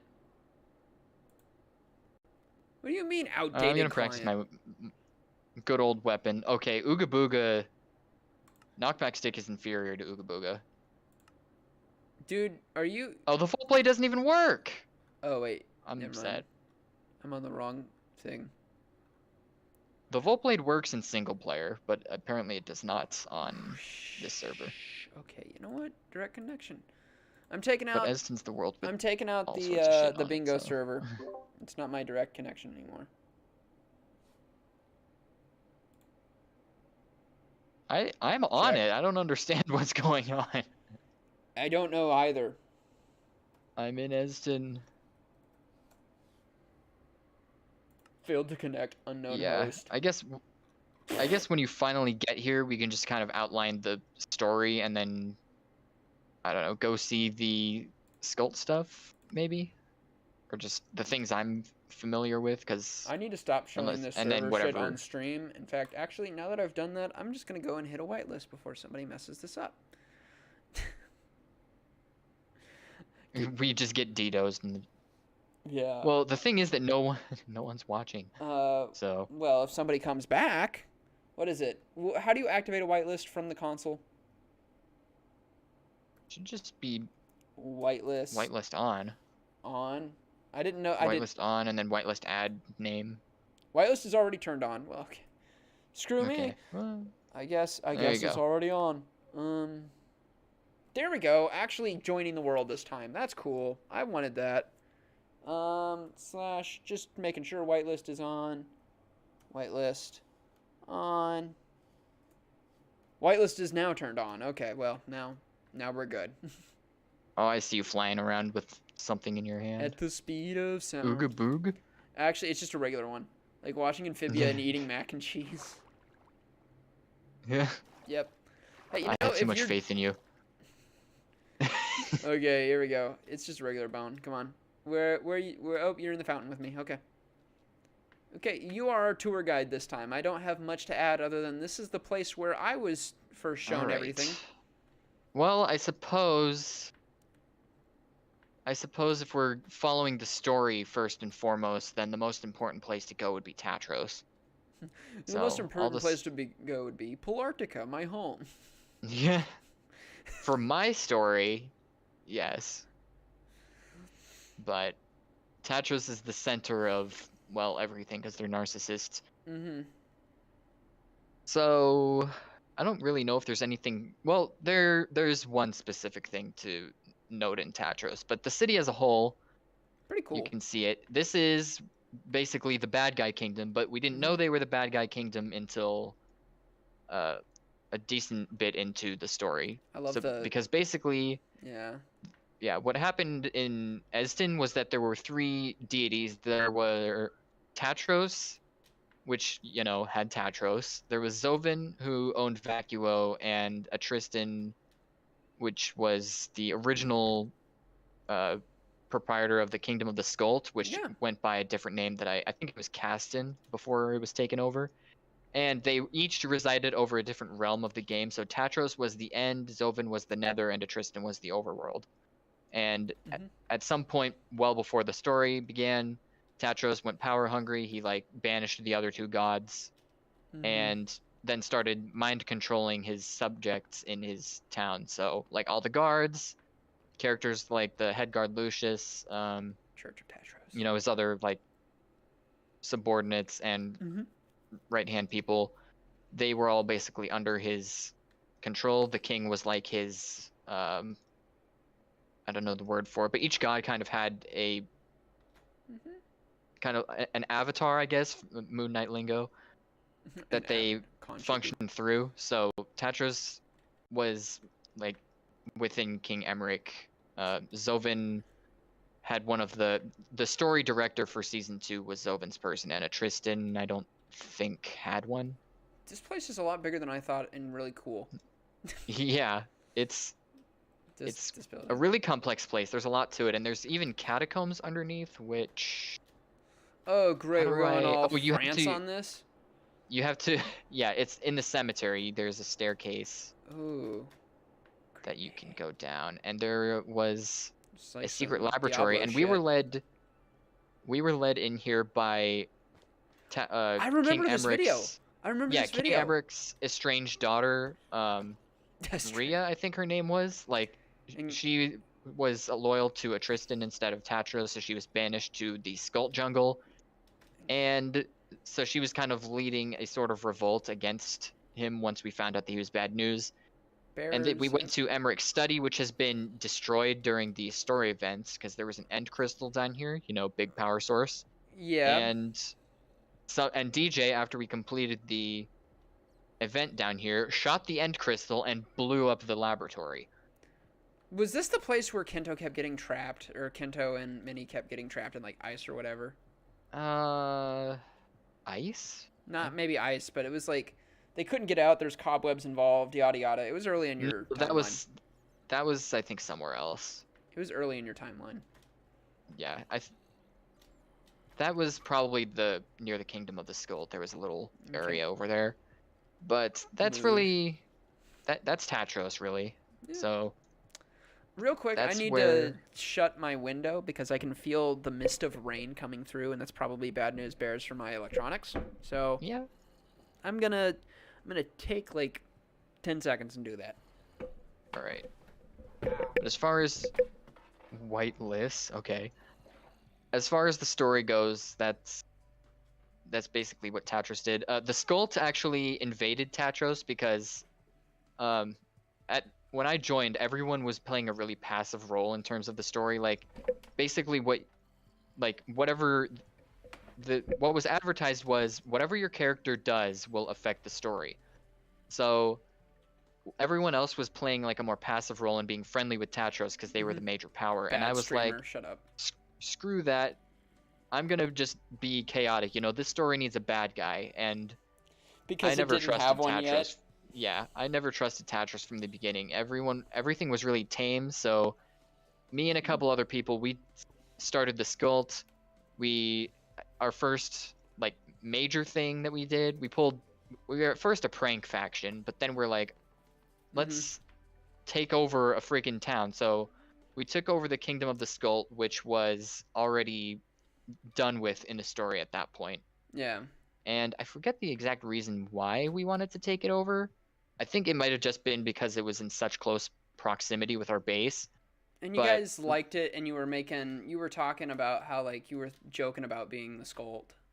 Yeah, Skult was just being chaotic. So yeah, where Tatros comes in, I don't know. Because the actual story admins, like moderators and people with responsibility in the Unknown Empire, straight up griefed our stuff, and we thought it was part of the story, not just people being assholes. So what I did was I invaded Tatros with a bunch of snowmen and covered the place in snow.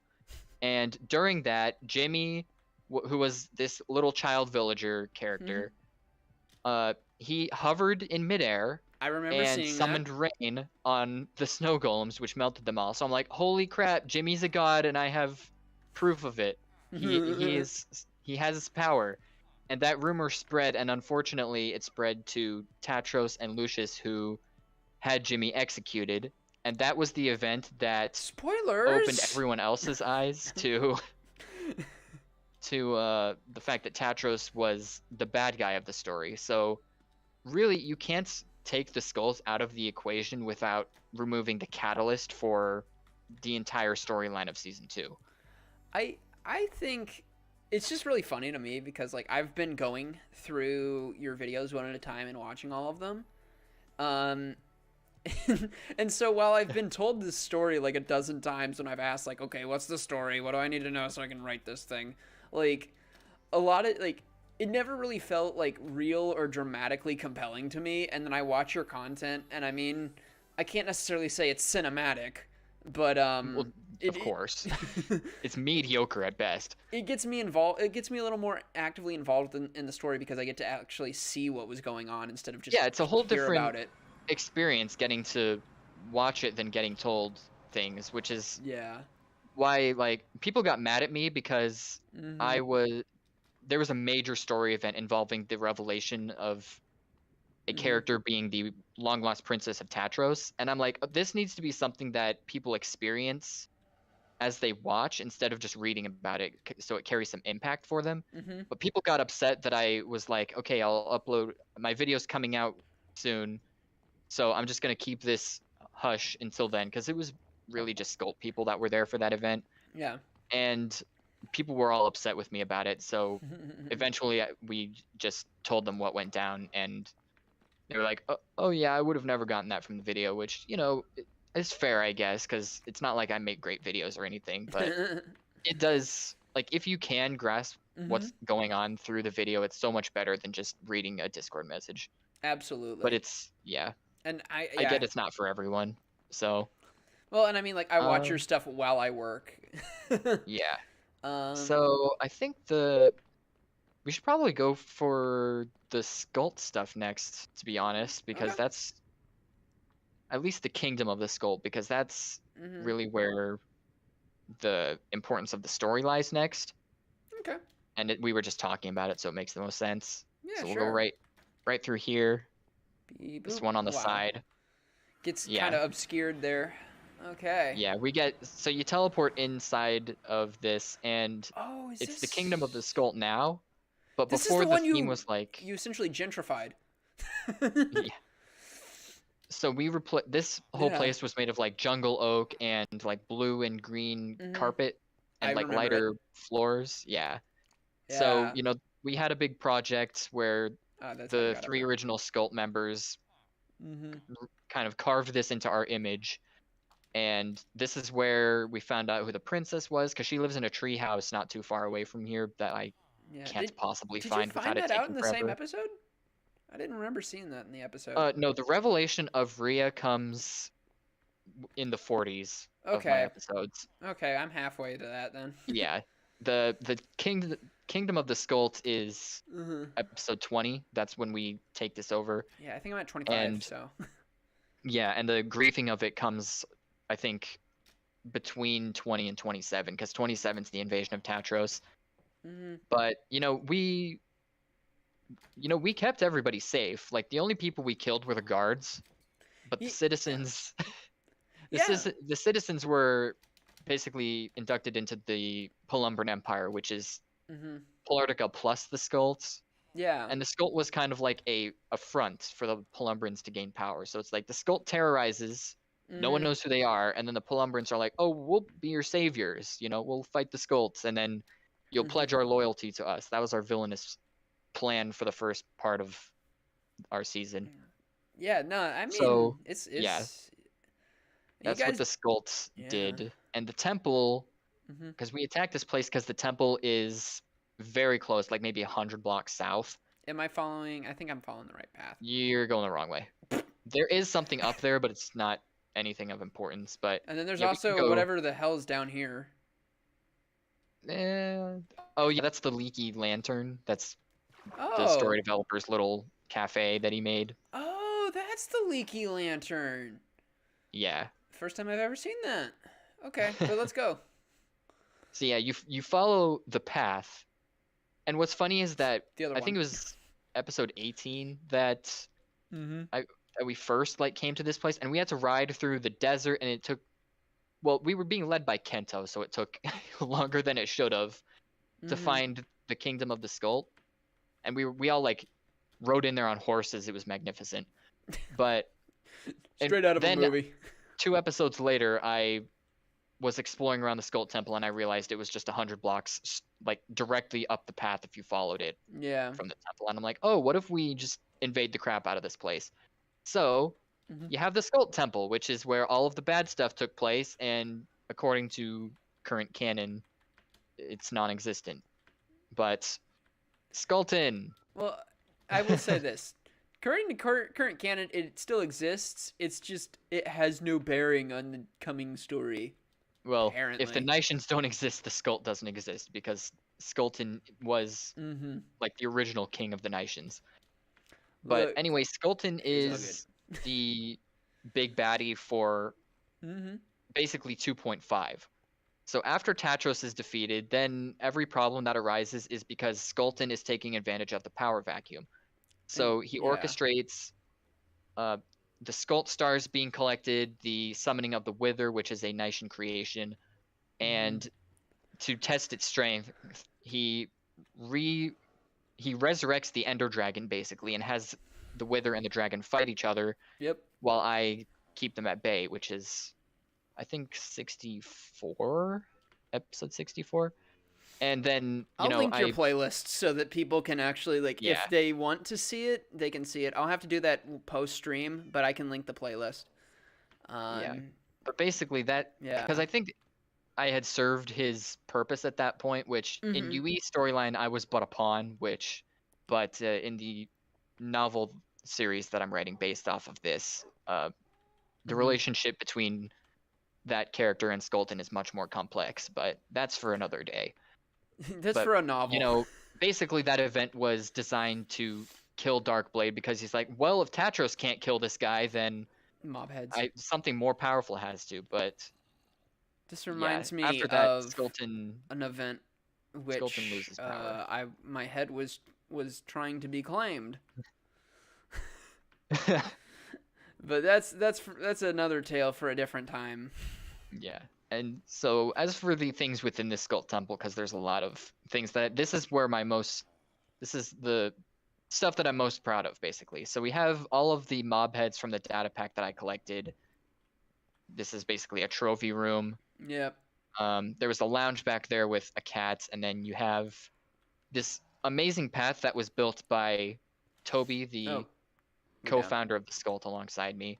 Yep. and then I built like the rooms that are shooting off from it. Mm-hmm. And this is the Master Shrine. So there were 3 Skald Shrines that each house a different star. So the Master Shrine, corresponds to the Master Star, and it's basically what is supposed to connect the user of the stars to the beast it summons. But because Skulton is a dumbass, they were the stars didn't function the way he intended. So basically, the Master Star was faulty. Because dark magic's just unpredictable in the lore that I wrote. So the Wither goes rogue, but the Clash of Bosses, that's the date that the Ender Dragon Wither Darkblade battle took place. March 19th, 2020. Nice, dude. So yeah, I converted this monument. Literally, you guys did this, and then we were allowed to like leave our houses for a second. For like a moment, and then March 19th is actually, I think, when like things all went to shit, isn't it? That's what I remember. That was like the week of things going to shit. Like, things went to shit a lot of times. I don't know, when I look at the upload dates of your stuff, and I'm like, what was I doing on that day? Because I can usually I can vaguely remember what I was doing on that day. Here's your humble home. I know this. I need you to just stare into my shady eyes for a second here. I see. Because I forgot that we played on this world once before, so I have your and Liz's head in my inventory. I don't have shit in my inventory. Here you go. Here's some souvenirs. But yeah, this is my favorite room. I'm slightly bigger. Big head. This is where I live. I don't know, I have some stuff. Tombstone, one of my favorites, because this dog, OG. Oh my gosh, I've seen him in person. Yes, Tombstone came with the map. He was part of the custom world before the story even began. So there's this crypt near Polartica, and he was in a grave. I rescued him, and now he's my best friend. So, and also a cat named Eerie. I'm not sure I've come across the cat yet. The cat comes later. I remember is we're all good here if Catherine doesn't eat the idiot. Oh yes, we have to go find Catherine. And the spare room that was changed hands so many times, because every time someone joined the Skuld, they would quit the SMP. Well, it's cool that you had a spare room. Yeah, it was Toby's, then it was Claude's, then it was Medical's. Your second pet Magma Cube. Yeah, Magmike and Magmaya were named after the first ever captured mobs as pets, which were Toby's Slimes, Mike and Maya, yeah. I always thought Magmike was like Magic Mike, like slutty Magma Cube, because he's hot. He's so hot. We probably won't go to the Dark Forest, but Cubert, which was the first of many mobs in my collection, because Toby had his slime Mike, and I'm like, you know what? I can one-up you. I'm gonna get a Magma Cube, and that's how Cubert came to be. And this is the Tomb of the Skuld, my first, like, I guess my second build, but the first one that I'm really proud of. So this is Skulton's coffin, or his tomb, basically, and these ones off to the sides are his Soul Reapers. So they were the ones who helped him in his early conquests, and they would, rip the souls from their victims' bodies, and basically how they connect to Mike Wazowski. Okay. Sorry, how they correspond to the updated lore for my novels, where Skulton basically takes Vlad's role, is that the Soul Reapers steal the souls from people and use it to power the, basically the stand-ins for Totems of Undying, to make the Nishans immortal and give them the just infinite strength, basically. Yeah. And it's obviously a very questionable method, because they're like, well, are we gonna just kill our own people? So then Skulton's like, no, we're gonna go kill the humans for it, and then war. And then war. But and the prison is the cells were built by Toby, the leaves and stuff were my doing. very proud of this. There's a lore book here. Catherine, our first Skult Temple mob, is the zombie in here who... There's Well, in Catherine. the Divided Empire map, Wait, she's is that... holding raw chicken. I forget. What was the idiot again? Is that the idiot? Did Catherine eat the idiot? If it was quoted in episode 20, I'd say the idiot was the imprisoned keeper of the Kingdom of the Skult that we had in this cell, but because we don't have the plugins, he's gone now. Oh. Yeah. And we had a escaped prisoner down here. I remember seeing this and talking about it a little bit. Yeah. There was Agatha the witch who dug into this cave and has a camp down here that I built. And you should be coming up on this project. I don't know what episode you're on exactly, but it should be coming up. Okay, cool. Yeah. Again, and I think I'm just gonna run a plug real quick here. Again, I'm gonna put the stuff for Dark series in the description of this thing once the stream is over. So if you want to know what he's talking about with all these episode numbers, I do recommend you go watch them. It's in a pretty cohesive order. He actually does put numbers on them. So when he's saying things like episode 20, whatever, you can look it up. I've been watching them. I recommend. The best way to understand Eston's story is by watching my perspective, because it's scattered throughout multiple other people's. But if you want basically one person who's kind of seen almost everything at least, then I'm the one to go to, because I was really into the story stuff more than anyone else. And plus, just the extraneous lore that I eventually implemented into this. Yeah, it's Eston plus with Dark, that's for sure. Yeah, there's a lot of stuff. So that's basically the Skults, and your girlfriend is telling people not to watch because she hasn't watched it. I recommend. I will say this: the early episodes of Dark series they're bad. they're not good. But they get better. To some extent, they're necessary. You can't really skip on one because you don't know if you're going to skip on the right one.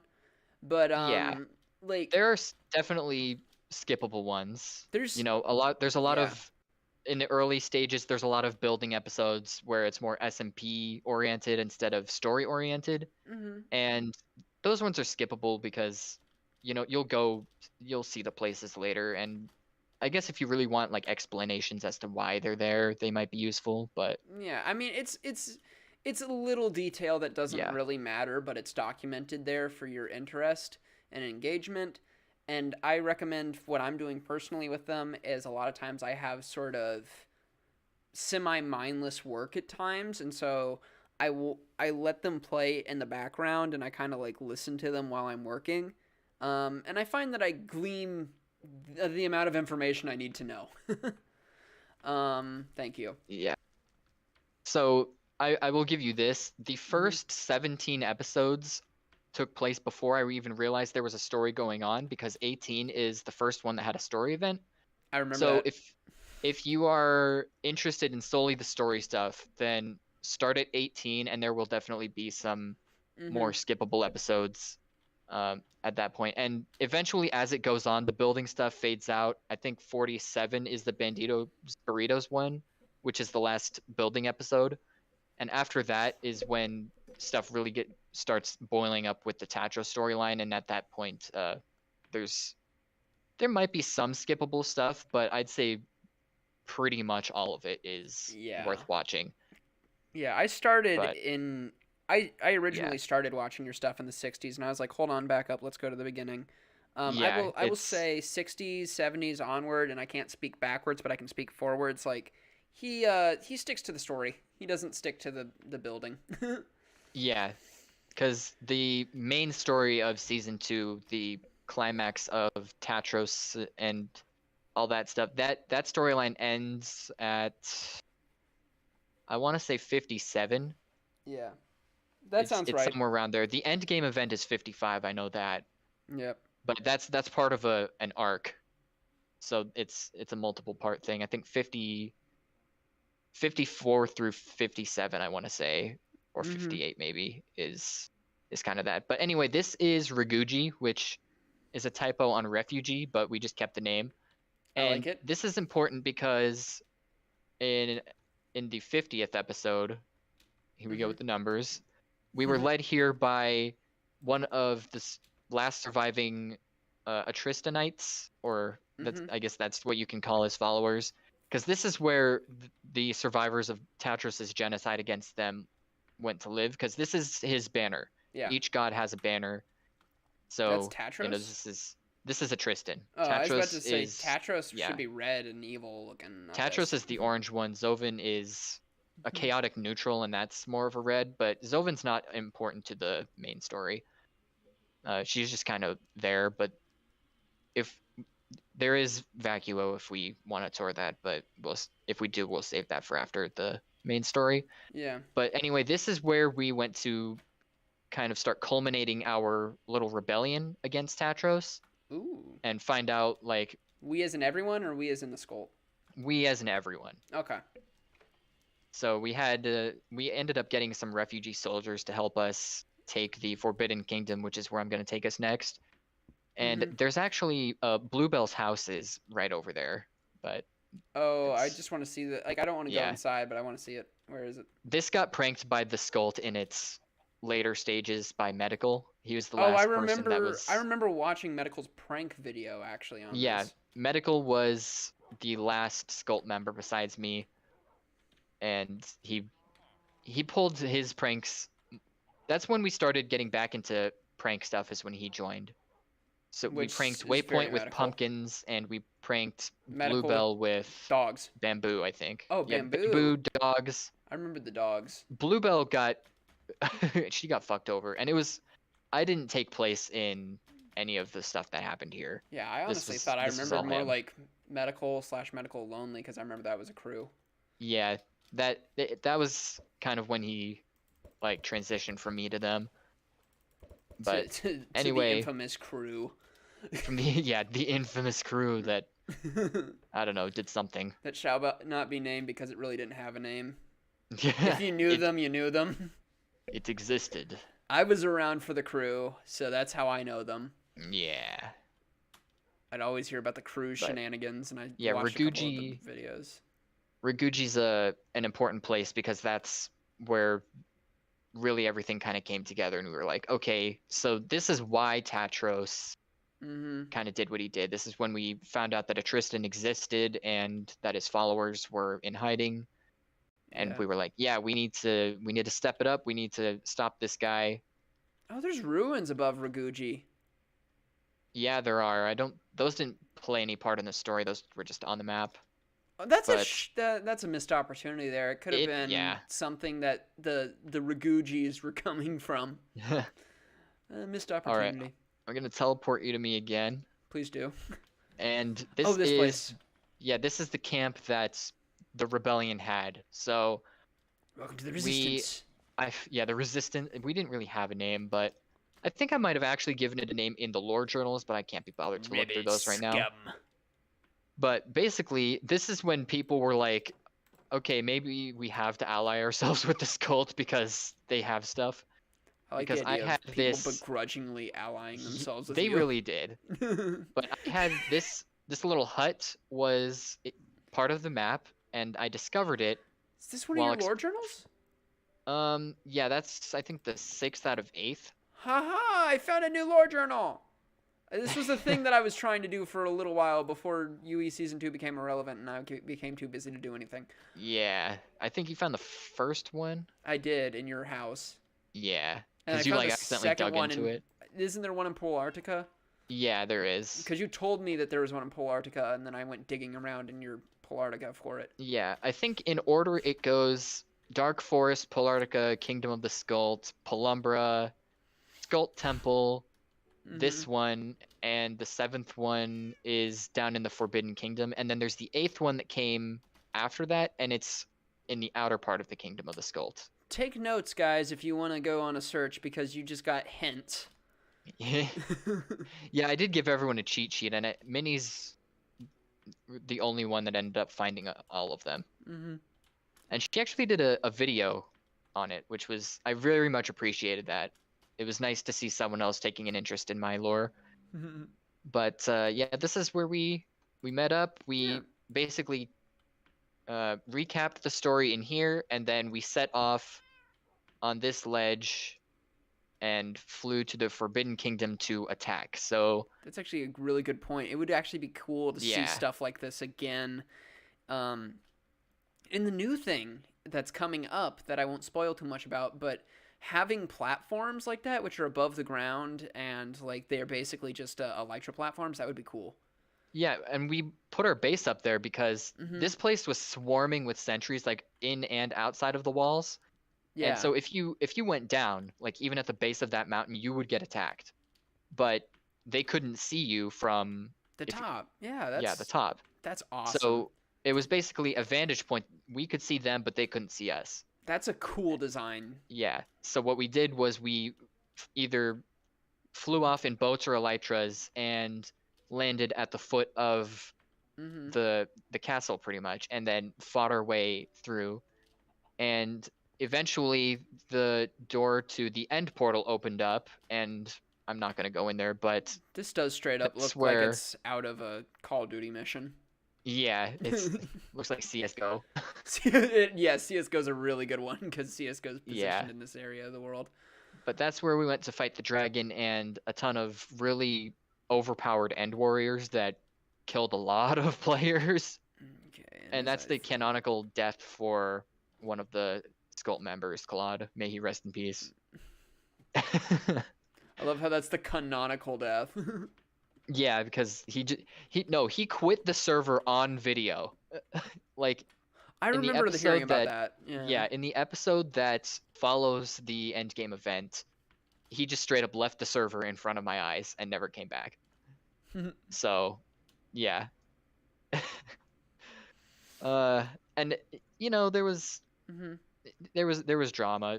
Basically, the story people burned his cart right here, and he wasn't happy about that. A cart? Yeah, he had a shop that he worked on, and this is what's left of it. Jeez, Because dude.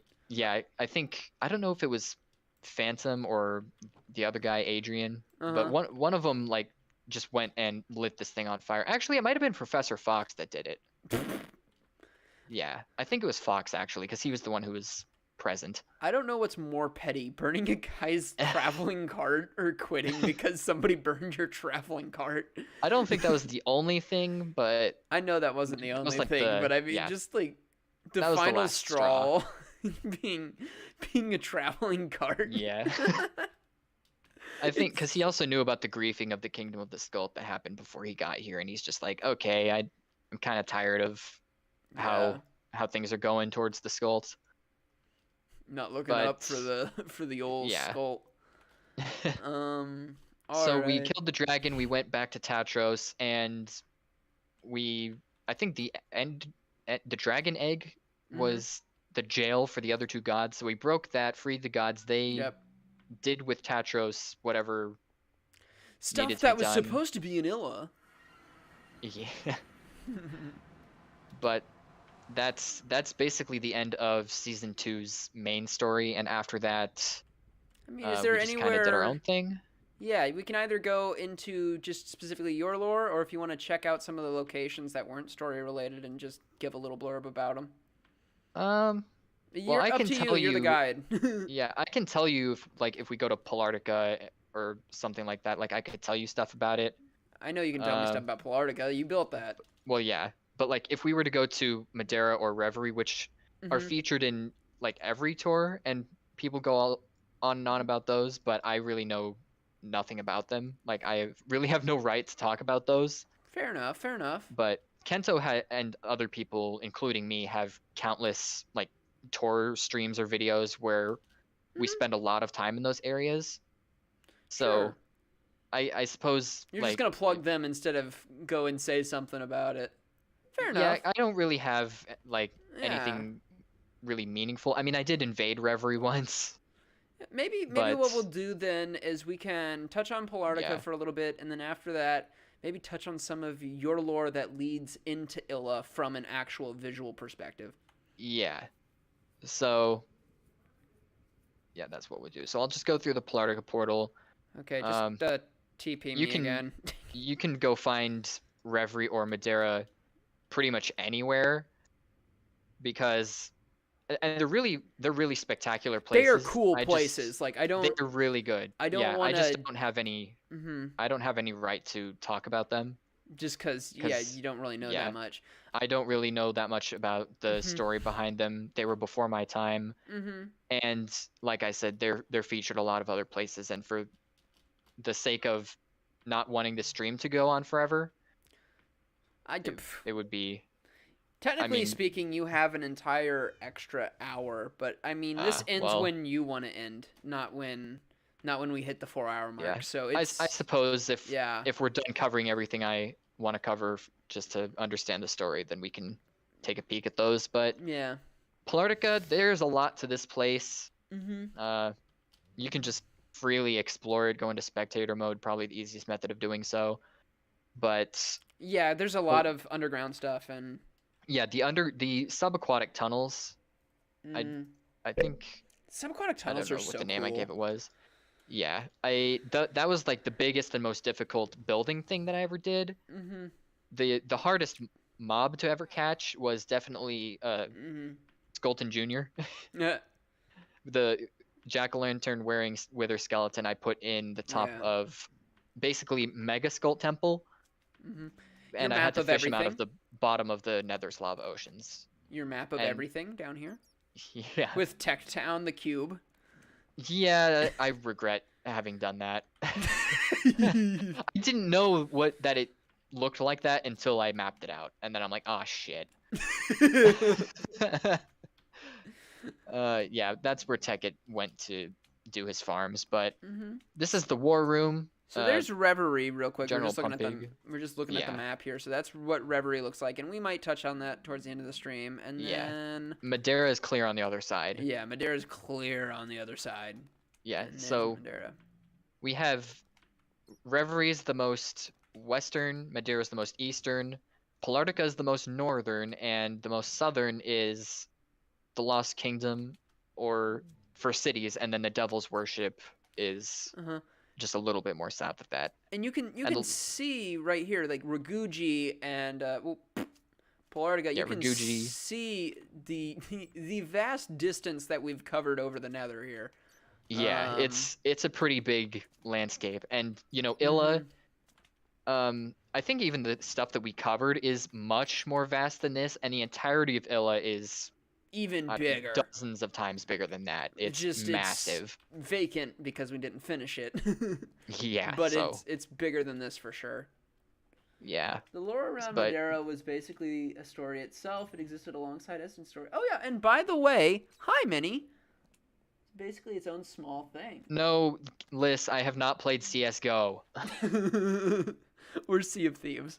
I Yeah, but it's basically its own small thing. That's cool, Minnie. I know what like one of the maps looks like, So but and I I've never think played it.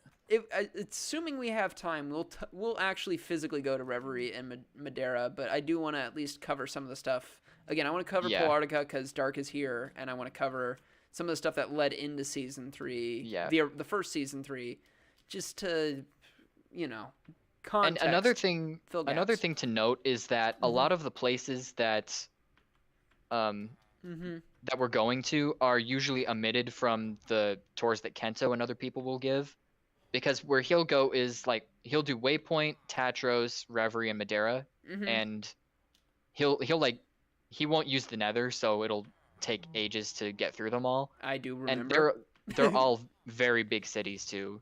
So I'm touching on more story important places, and if after that some more obscure places. So Yeah. don't take offense to it, because we absolutely love these two cities. They're probably the two best places in the entire server. I'd say Reverie is like the best city. Madeira is, I would say, definitely second. I think Madeira is cool just because it's a sky Madeira island. Madeira is the best town that was made by a single person. there is because a lot Reverie to is a see. community thing. Yeah, there is Madeira a lot. was all mini. There's a lot to see for sure, and that's Yeah. Kento has his cuts. We have our cuts. Our cuts are primarily, if it's not story related, like main story related. And also Darkblade's here, so he kind of gets special treatment just because he's here. I just have a lot of shit. That's Yeah. another thing. But yeah. So if there's anyone from current UE, because I know that Kento, the last tour he gave, like completely omitted my entire presence. So just touching on, because some of these places did impact the story pretty significantly, and Polartica didn't really play a role into the story, but it's still, I think it's a nice place. I've always really liked this place. It's unique for sure. I have a bias though of this being the first place I discovered on my own. Yeah. And Minnie did build a Minchino clan branch. Yeah. Oh wait, yeah. Are we not allowed to?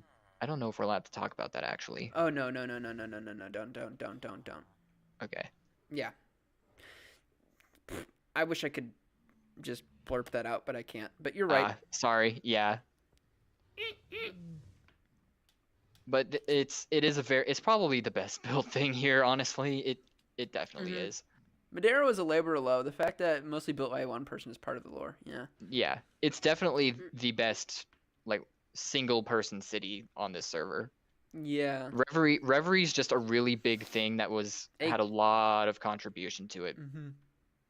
So big, cool, much wow. And DJ does like to say every time, it's the best city on the server. Madeira or Reverie? Reverie. Okay. I was about to say, if he's saying that about Polartica, I'm like, that's high praise. No. Polartica, I'd say Polartica is the city with like the most unique concept, probably. It's definitely not the best one. The most unique concept, me coming here, like, yeah, I think I'm going to build something in the ice. Half an episode later, looks over. Yeah, I don't think I'm going to build something in the ice. Well, I mean, if you look at all of the other cities, none of them are structured like this. Yeah. I mean, you have icebergs that... It would have been cool if you were able to fill each one. It's a vertical city.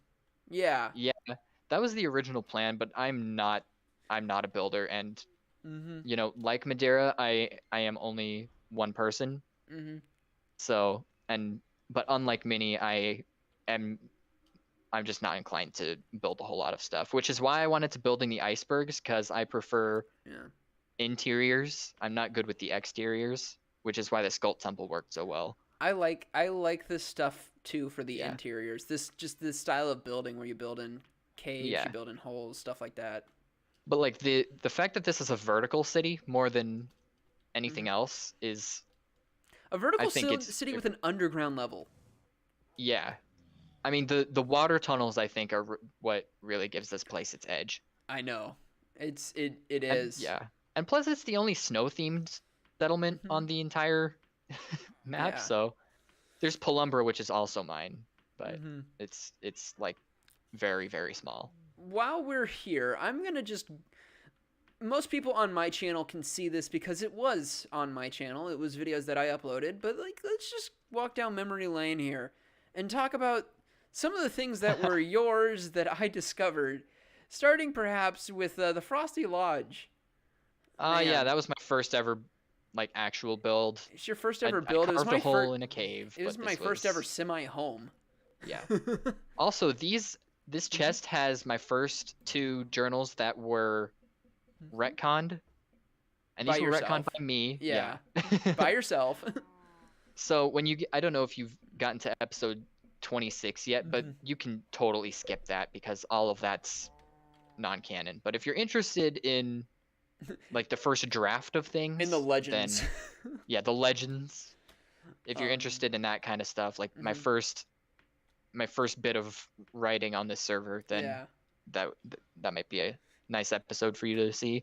Indeed. And then over in here, it's skippable. We got my what is this? Icebox Season 3 S3 Secrets Inside.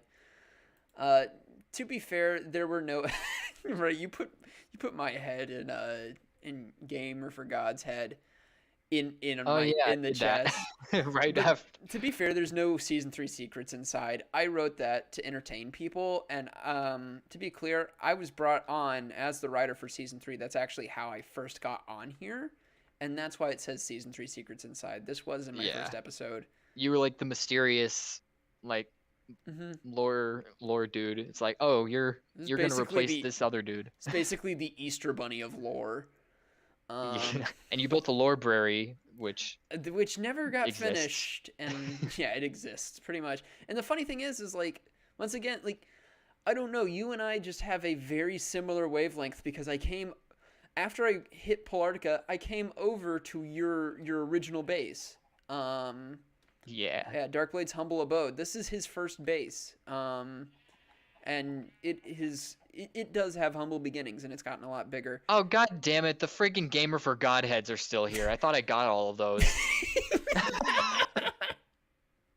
Oh my god. Oh man! But if you come just up here, you got the library right here, and yeah. So and I never finished this. It was originally gonna go all the way down. I didn't realize there was caverns below, but it was gonna go all the way down to these caverns. One more. One more.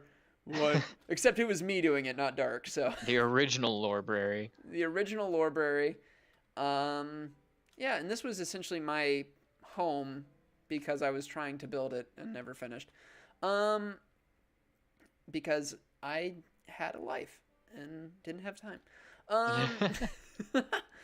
But Minnie left some lore up here for me because I discovered this really random kind of outpost. This was here when I got here.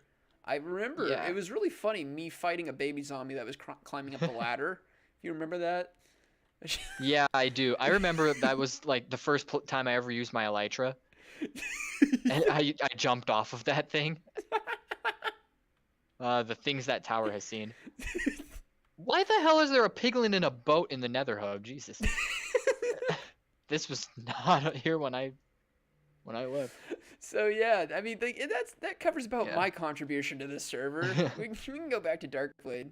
I want to note that as my lore journals have been scattered about, and there's much more than just the core 8.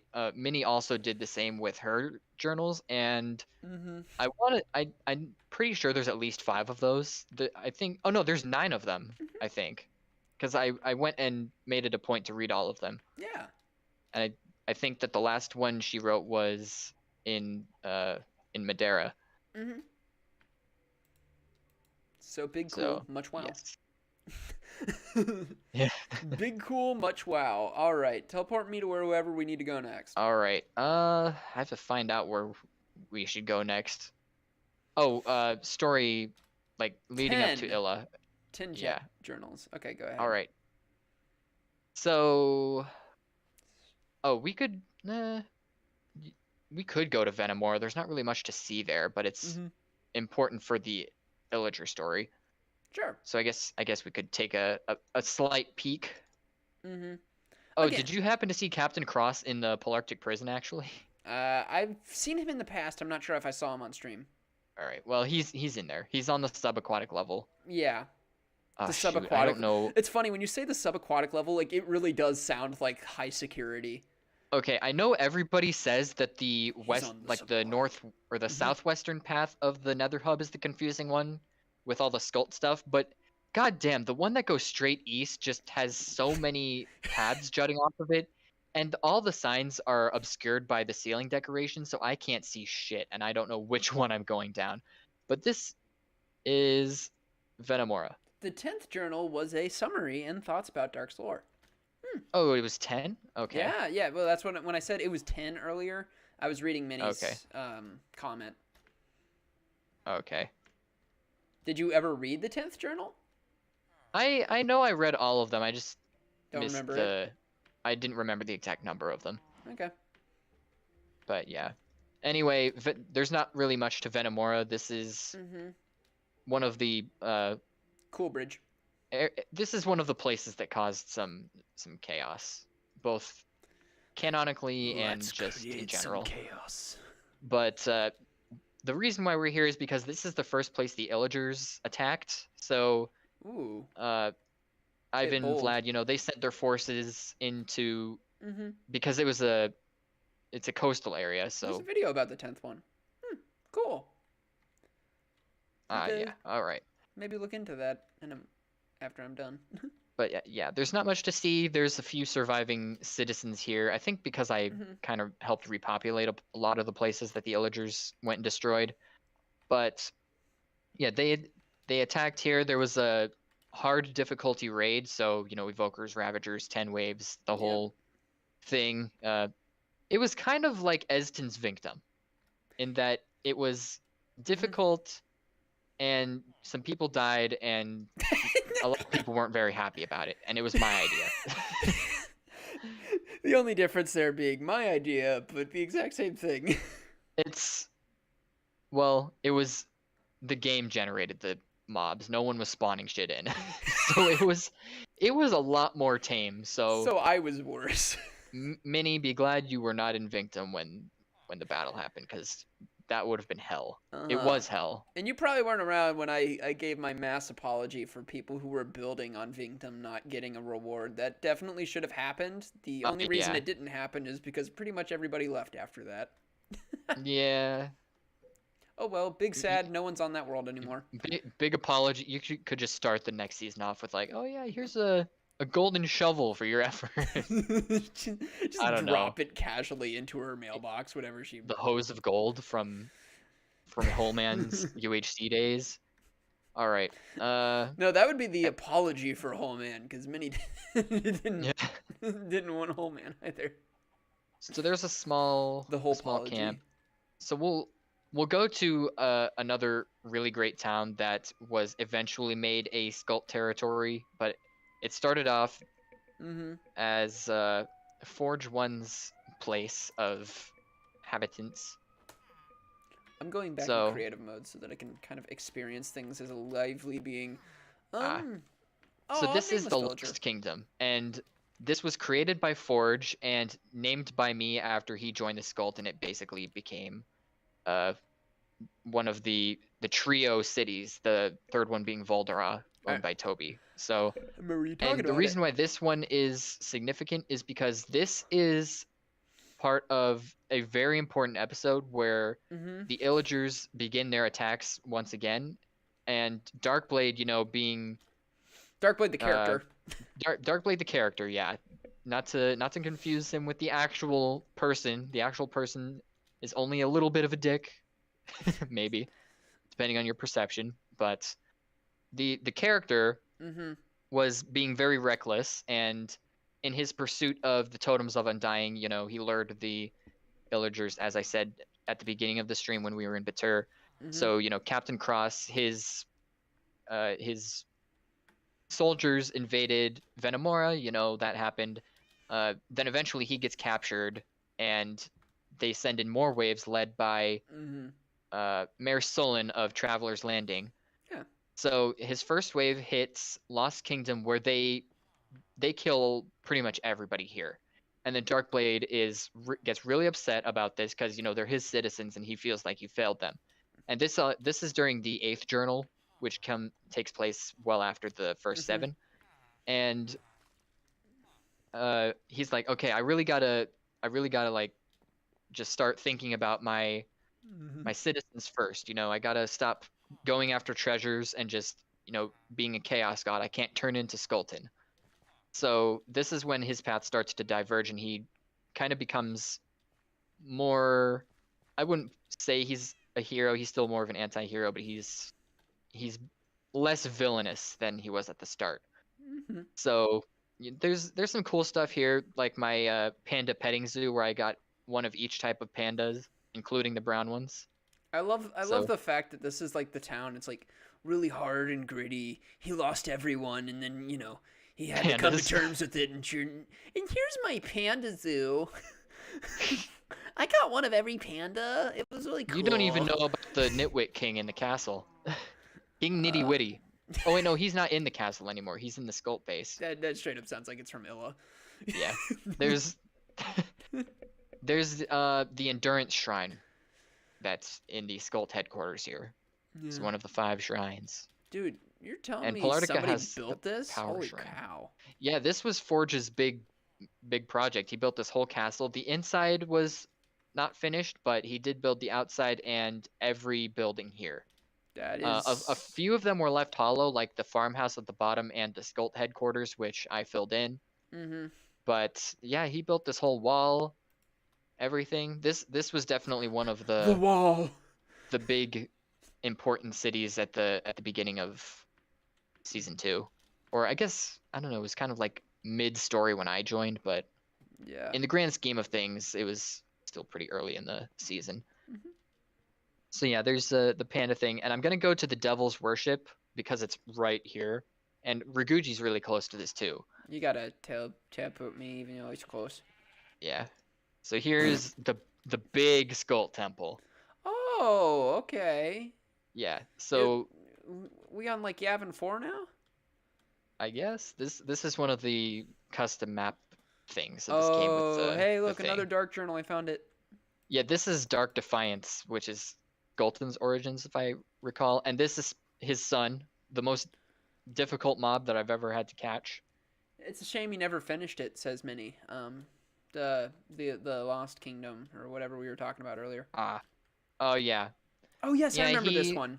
He left. This is definitely one of my prouder things. Honestly, anything Skult related, like directly tied to the Skult, is where I put my best building into. So Yeah. that's why I'd really like to have it not be forgotten. Because I know it was controversial, but like that's kind of the point of it. But also, it had some really good builds, The summoning... at least by my standards. But yeah, this is where the Skult stars are stored and guarded by spooky Skultans. So you have the Master Star in the middle, and every room represents another biome. I see that, and that's cool. Yeah, and they all kind of correspond to the stars within them. So you have the Power Star in the Crimson Forest because that's where the deadly mobs are. Represent strength. Resurrection Star in the Soul Sand Valley room because death.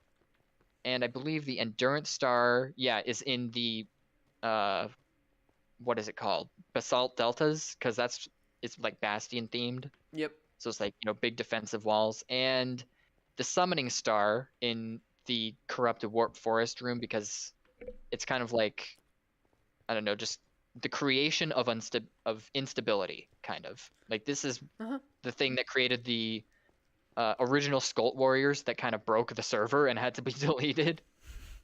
That's funny. So, yeah. And the shrines, the Power Shrine is in Polartica, the Endurance Shrine is in the Lost Kingdom, Master's Skult Temple, the Summoning one is in Waypoint, and Wellspire has the Resurrection one. Cool. What does that have does that have anything to do with season 3? Were you planning on doing stuff with that in season 3? This was the Battle of the Bosses lore. Oh yeah. And I just wanted to go to it because I'm proud of this build, and it's right cool. next to it. Yeah. It's cool. But as for tying into season 3, we already went to the Kingdom of the Skult, which is where the next Illager wave attacked after the Lost Kingdom, and that's when Darkblade, the character, was like, okay, I got to be careful. So, he did, he had help, he planned things out instead of just rushing head on into combat. Because, I almost died during the Lost Kingdom battle, but because of the Kingdom of the Skult's fortifications, and the fact that we had Skult Warriors and just, a more level-headed me, it provided a very easy victory, and that was the last of Mayor Solin's forces. And despite having a wall, they attacked over the mountain here because they came from Traveler's Landing, which is the bandit town that I took over. This was one of Kento's many let's do a community city, and it just never panned out. So I took this one. It looks about like as good as it needs to. Yeah, like Zaire took Wellspire, I took Traveler's Landing, and unfortunately there's not really a lot of internal building that I could do, so you can tell which of the houses were mine, and they're pretty shit. But there were the city hall was, I think, originally DJ's, but he left the second floor unfinished, so that one's like half mine. This is where Polyphemus lives, the second most difficult mob I've had to catch, in the Oasis of Death. Yeah, I noticed the Cyclops cave where you can just chill on a couch. Yeah, and that you're safe from him in there. He won't go in there. That's funny. I built it for him, and he doesn't like it. But this is all when you give them the late fish test tank and the stuff. size of an oasis, and they like, nope. Yeah. I will say the portal building, which is like basically my house here, that's probably the best like actual structure I've built. Yeah. Or maybe Bandito's Burritos, actually. I like this place. Boss Bandito and Jeff the Chef, the legend who has survived the griefing on the Kingdom of the Skult. He's seen some shit, but he keeps making his totally not potato burritos. Totally not potato burritos. I love that. Sounds like Taco Bell. And we got a lot of pumpkin heads and stuff in here. We have Husk Brothers Saloon with moldy and you just shut it in my face. It's just the pressure plates. Yeah, and the reason I call it Husk Brothers is because Moldy is a drowned that was started out as a husk but fell into the Oasis of Death. Oh, funny. Yeah, and they're both covered in enchanted golden armor, which is just amazing. Funny. Did you put it on them, or did that just no, happen? they spawned that way. That's funny. Because I think the server was left on hard after the attack on Venomora. And so for a while I was able to get a lot of mobs with armor on them. Cool. And this is the basically the last few illagers from that waiver here. Cool. Yeah, Doom and Gloom. Funny. And Marshall Skull Sniper kind of keeps tabs on these guys. Still to this day. Yeah, because you never know what they might do, because they just attacked a ton of shit. But Mayor Solon, and this is his lore book right here. Cool. That basically tells the illager side of the conflict that I was just describing. So those three, along with a couple of, I think, a sheriff and a deputy over by those buildings over there, are the ones that we kind of spared to absorb into our army and like through forced loyalty. Oh yeah, Mr. Shivers, the Strider. Mr. Shivers the Strider. Oh, there's a guy that you need to see. Yeah. He's ridiculous but important. So this is Kento's house that I put a roof on, and that's Jimbo. You're going to the Shadow Realm, Jimbo. Jimbo's the piglin that kidnapped baby Darkblade and took him into the Nether during the Darkroom Wars. And then he abandoned him in the Nether Fortress, went to the Overworld, and died. Jimbo's a bit confused, but this is where he lives now. It's his hillbilly home. Makes me think of like yeah. Hell, I'm getting sidetracked with my story. Yeah. Thing. So back to the invasion. So they attacked the Kingdom of the Skult. We lost our Skult warrior captain, Captain Scar, and so Sergeant Dusk, who was the second in command, and a character that was going to. Actually, I like played as. I played a few different characters like Crimson Shadow. House here, the Crimson Shadow here. The Crimson Shadow's house. Yeah, he kind of perched himself right between these two towns because. From his house, you can see both Traveler's Landing and the Kingdom of the Skult. Oh my gosh, I didn't even realize we were that close. Yeah, like this area, you don't realize how clustered stuff is until you've basically seen it all. I honestly would never have thought that was that close to Traveler's Landing. Yeah, which means the Skult right Temple's next to it. The Skult Temple's right here. Holy crap. Yeah, the Skult Jungle has a lot of stuff in it. And yeah, so brain broken, man. That actually like shatters my worldview yet again. If you come back into the Kingdom of the Skult, you have Captain Scar's grave with the 8th journal on top of it, which expresses, the whole story arc that Darkblade, the character, went through. And so it's surrounded by the heads of the attackers. Yeah. It was a nation warrior tradition to like, I actually put the heads on pikes. I think I remember like watching like the first 3 minutes of one of your episodes, and I heard about Nation warrior tradition and saw a head on a pike. Yeah, that's the channel trailer, episode 88.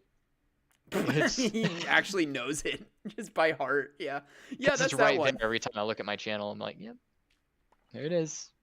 It's got the best thumbnail.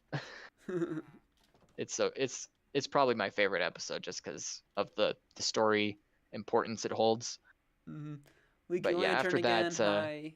Okay, so after that, Sergeant Dusk takes over the remaining Scout warriors. He basically arrests Sullen and the surviving Illagers, and that's basically the end of the Illager threat in Eston. And after that, because this is the key moment. This is when Darkblade's like, okay, I can't let them keep doing this.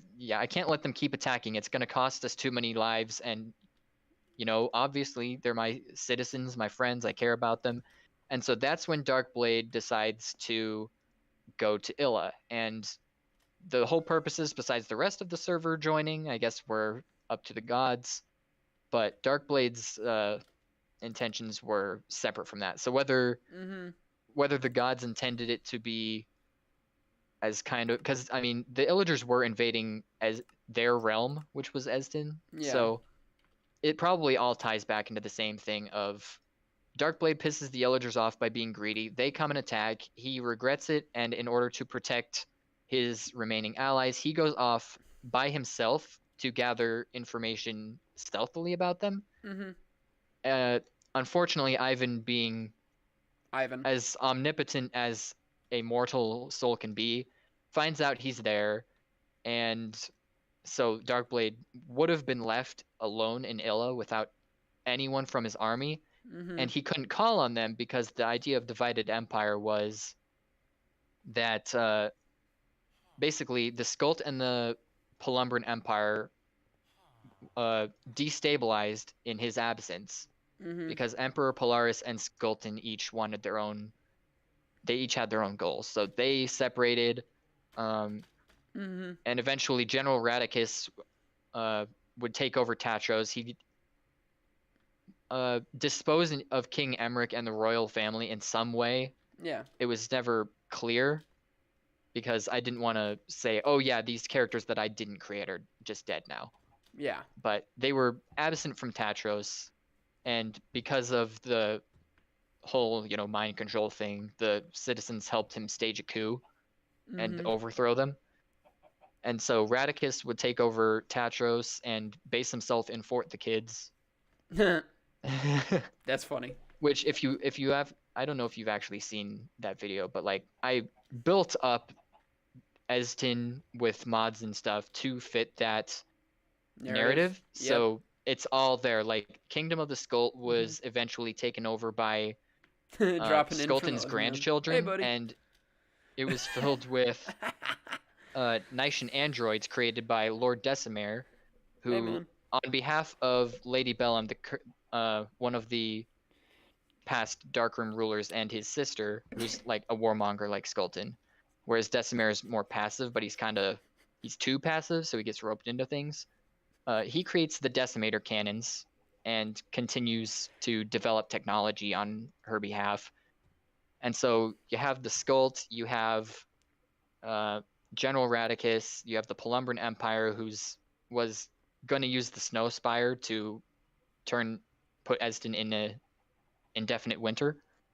And eventually you would have had Ivan and Vlad dedicate some of their Illagers towards and they came into the picture like after season 3 had went. So I'm like, okay, so Darkblade at this point, as I was intending to still continue the story, Darkblade goes back to Esden upon reading in the timeline that his empire had basically fallen into chaos. And so Ivan and Vlad are like, okay, well, we really have beef with this guy, and now that General Radicus is over there too, like, let's just go wipe out all of our threats and keep Illa at bay, because they were bested at Vinctum, and we're like, all right, we need to figure out a new kind of thing here. So basically everyone was trying to grab power in Esden, and the end results of that were unclear. Honestly, I hadn't gotten that far ahead. That's all good. That's all good. I'm just kind of I was laughing because my roommate joined in just a second ago, and you were just in the middle of your big lore dump. And I'm just like, this is the first time he's hearing the voice of the guy I've been talking with off and on all semester. Ooh, sorry. Literally, Sorry, you're just doing. Didn't want to expose you to my voice. No, I was just thinking like what an introduction. Just talking. I think you like mentioned the princess at that point. Oh my god, I was just like my brain was going like from an outsider's perspective, from somebody who doesn't know what anything is about, just like yeah. Massive lore dump. It's a lot to talk about at once, but it's it's scattered through a shit ton of videos in the playlist that has been mentioned so many times. So yeah, I mean, basically, honestly, if you're at all invested in like anything that's remotely been in related the UE here, lore, yeah, just go to that playlist. It's pretty much cataloged in my thing. But as for what's coming, there's not even a way to really that probably look will at not that. be cataloged by me. Yeah, there's All no I way to can look at that because it's been unreleased. But it's been unreleased. Yeah, A little secret anything here. Anything that has yet to be released, it's Let's not going lure to be even covered more by me. confusion. Yeah. I don't think in the world of UE with how screwy everything is that I don't think anything can be considered uncanon. I just think it's an alternative perspective. Like, it can exist but not be important to the story, but I was told that it was just like none of it ever happened and that it was gone, which voids my entire character completely. So well, that's I get it. problem. Even if it exists but it's not around, like for you, that doesn't. It would still be. It would be hard. Problematic. Yeah, because you write pretty much everything you write is about that. So. I mean, it's like it's the character's identity. Like the Skult, the Pelumbran Empire. Like the Nations are his species, and the Skult is like his family. Darkblade the white. Darkblade the white. Darkblade the blue at this point. The Dacian. Dacian. The Nations in the novel lore. I subscribe to multiverse theory. The Nations word for humans is Lycian. Yeah. And they use it as a slur. That's funny. Yeah. And like derogatory stuff about that the humans would use towards the Nations is quite often red eyes for the most common variation that you'd see. So that's what the translation of my character, because he's not Darkblade anymore. He has a different name and he's a lot better in every aspect. Sure. Small. But yeah, basically he's a hybrid of two different kinds of Nations, and hybrids like basically mixed race Nations or hybrids between humans and Nations are very frowned upon. Whoa, so, what? Like mixed breeds and whatnot? Oh, that's frowned upon? It's in Nation culture they don't like that. Couldn't the Crimeans, which are the ones from Darkrim with the red eyes and stuff. They're very, I don't know, they think they're the best basically. Yeah. And they're the ones that kind of are in charge, and they kind of distribute a purpose to each of the other lands and everyone in them. So they see I don't know, let's just say they see like ones with yellow eyes as like warriors or something like that, or miners, you know. They basically have like everyone has a color and a role in Nation culture. And it's a kind of similar way in the human world, except that's just the way that their culture ended up. Like they specialize in this and that, but like they can be something else if they want to be. Oh yeah. And they can travel between big cactus, you know, whenever. But it's a lot more strict in the Nation world. And so massive prick. Sorry. the translation of my character is like, oh well, he's half the supreme race, but he's also half the one that's at the bottom of the social hierarchy. So he's got red eyes and blue skin, basically. That's funny. And everyone's like, and he actually lives in the community of the poor people. So so he lives in the Blue I'm Nation out of here. community. Still streaming. Okay, if you're still streaming like an hour, I'm literally gonna be up all night. Oh, good, buddy. It sounds good. Yeah, I imagine I probably will end the stream soon. Yeah. Dark can't possibly talk forever, right? Right? I'm about kidding. story stuff. The one thing I can talk about. But I'll just finish what I'm currently saying by like, so basically he doesn't live with the red-eyed nations where everyone is, supreme. So because he lives with the people on the bottom, any like Crimean there is treated how they are treated everywhere else. Yeah. So he's met his speaking quota, says Liz. He's met his speaking quota. But yeah, there's a lot more that goes into that, but it's intricate novel stuff. But yeah, and you don't need to be probably spilling more than I should have shared on a stream anyway. I was about to say you're spilling some stuff now that, like, at least if you want to keep some anonymity for your novel. Yeah, I mean, it's just, I get honestly, it. You're excited. You're excited. I love hearing about it. Basically what's already been established for UE, but with like just a little bit more. Like the only thing that they'll gain from it if they've seen everything else that's been publicized is, oh well, there's more than one type of nation now, and Darkblade's not quite Darkblade anymore. Okay, I found the bridge to Reverie. I think. Is this the bridge of Terabithia? I've flown the waypoint at this point. Is this the bridge of Terabithia? No, this isn't Reverie. There's.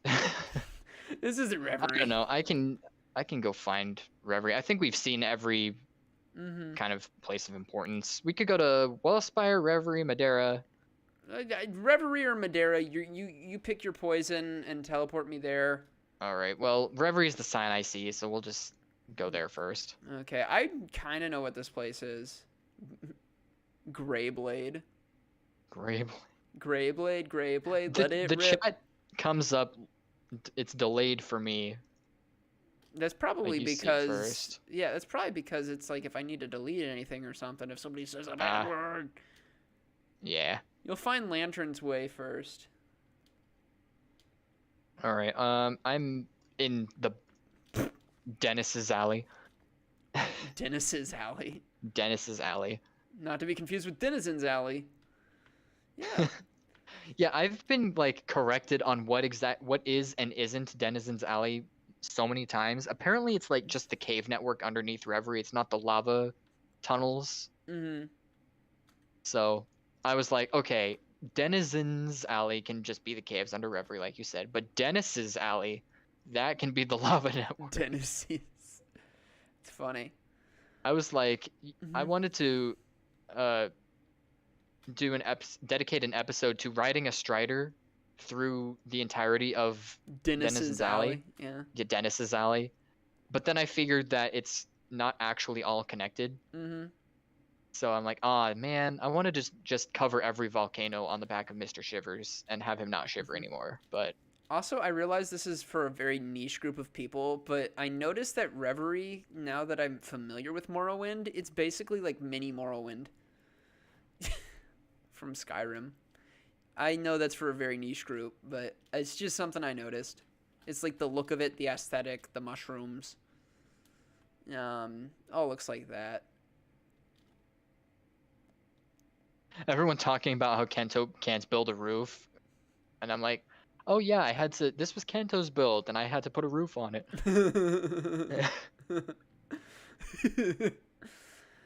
All right, well, I mean... Wait, what am I supposed to fight you for, Liz? I don't know. I'm thinking maybe at least for the talking part of this stream, we can talk. I'm gonna, and you can chime in wherever you feel necessary. I'm gonna kind of go for it. I'm done. I need water. I'm gonna just drink the entirety of Reverie's Lake. That's You've been talking for a while. It wouldn't surprise me. I mean, Um, I will say nothing most of the time, but if you get me going on my story stuff, I'm very passionate about it, and I will just talk about it forever. I am the same. Fortunately, none of my story stuff is in Minecraft. So I mean, for the story coming up, his house still doesn't have a finished roof. um, for the story stuff coming up, I'm gonna be honest. As the writer, I won't say I haven't put thought into it. I haven't written anything down yet that's so concrete that I could possibly blow you away with spoilers or secrets or anything like that. But to Minnie's point of talking about the multiverse theory, to Dark's point of sort of, you know, the skull not being around being a major part of his story, and also in some ways perhaps part of like a catalyst for season 2 in general, kind of hard to scrub out. I don't plan on erasing anything that's happened per se. Obviously I'm at the whim of the directors, and I'm at the whim of the people who actually are playing through the story. But my plans, and honestly what I have learned, because that's what part of this journey is it's kind of looking at what went right and what went wrong. Obviously a lot of season 2 went right. There was still a lot of drama and stuff like that, most of which I wasn't around for and only heard about third person, and Dark addressed to some degree as well, because he experienced it firsthand. There's obviously some things that went wrong in Eston, but it ultimately took off. And it got to finish a season. Our original vision for season 3, Illa and everything that Illa was, didn't take off. And I think there's some really clear evidence as to why. Some of it was unavoidable. Other parts were, very avoidable. And it's just, hindsight is 2020. And I think what I see a lot in this, and just from the conversations between me and Dark and me and everyone else, is sort of planning and also what you're building off of. Like for one, Eston has a lot of stuff that was already kind of here, and the players really did, like, building wise, they took a lot into their own hands after the fact, after everything was done. And I think that's maybe something, at least it's different for every crew, right? So things are going to be different coming up than they were for season 2, and they're going to be different than they were for season 3 original.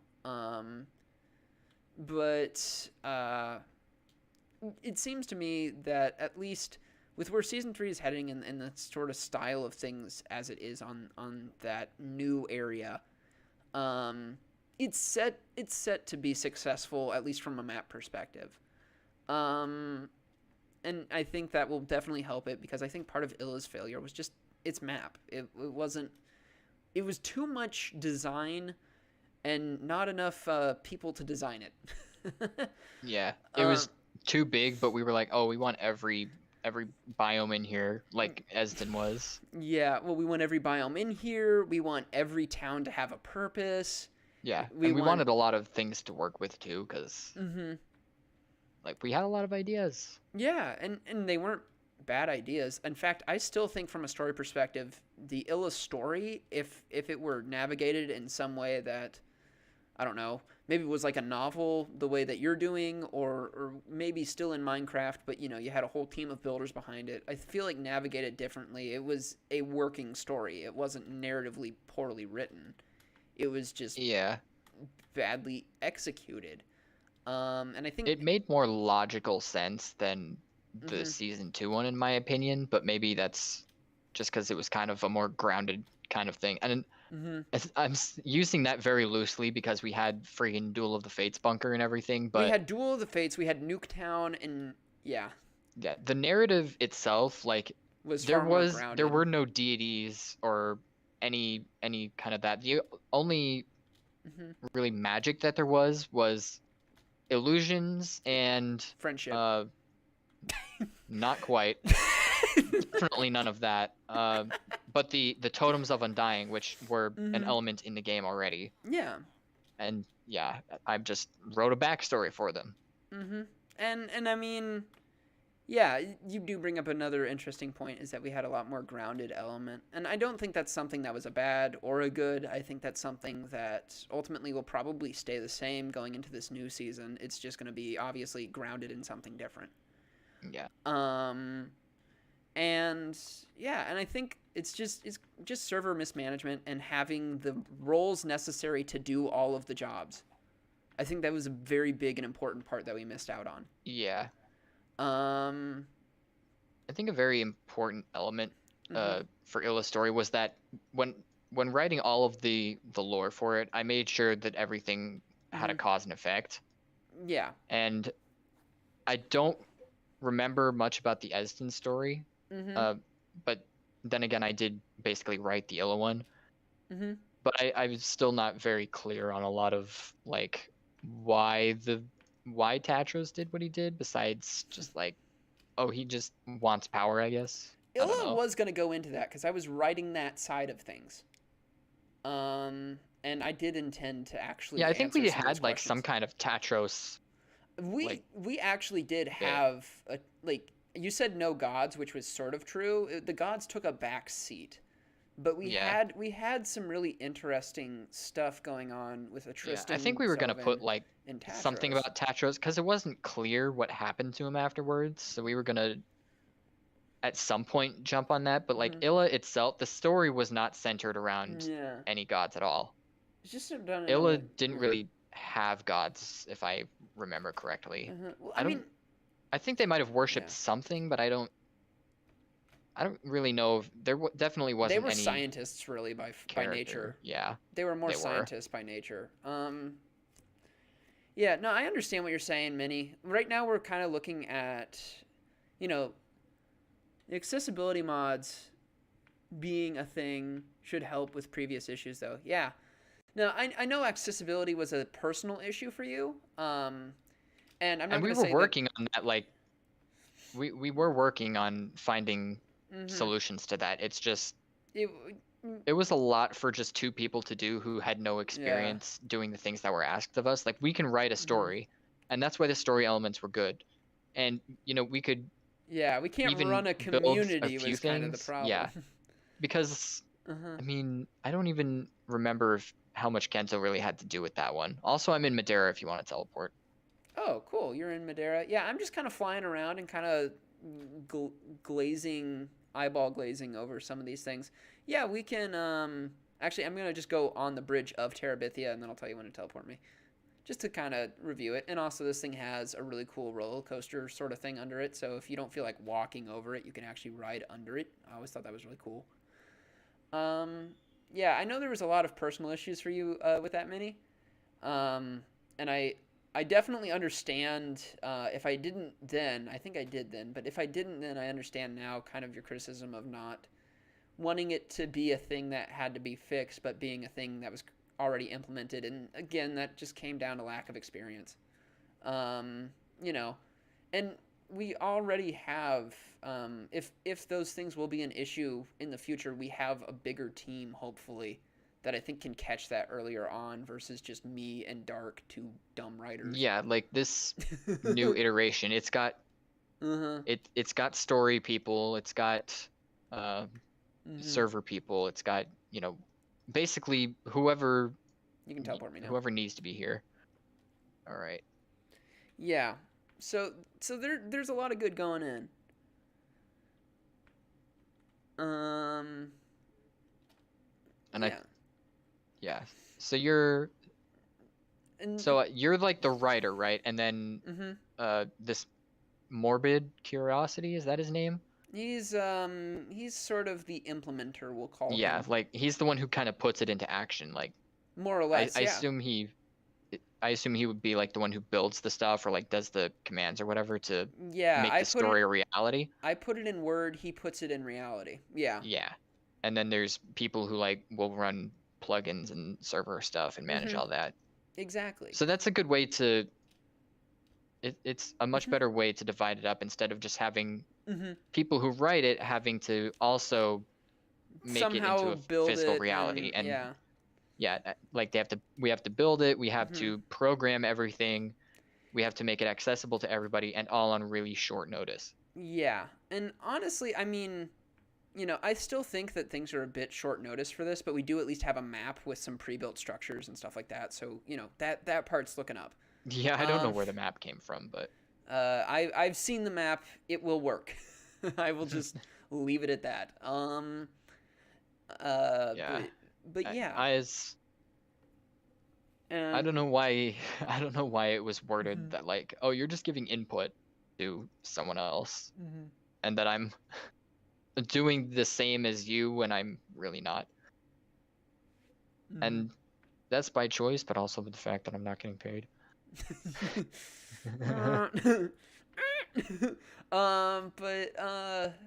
Yeah, no, and I think we're set up in a better position than we were for the first season 3. I can't guarantee success. Success comes on the backs of everyone playing and everyone trying to make it work, right? And when I say everyone trying to make it work, I'm talking about like the story operators and stuff like that.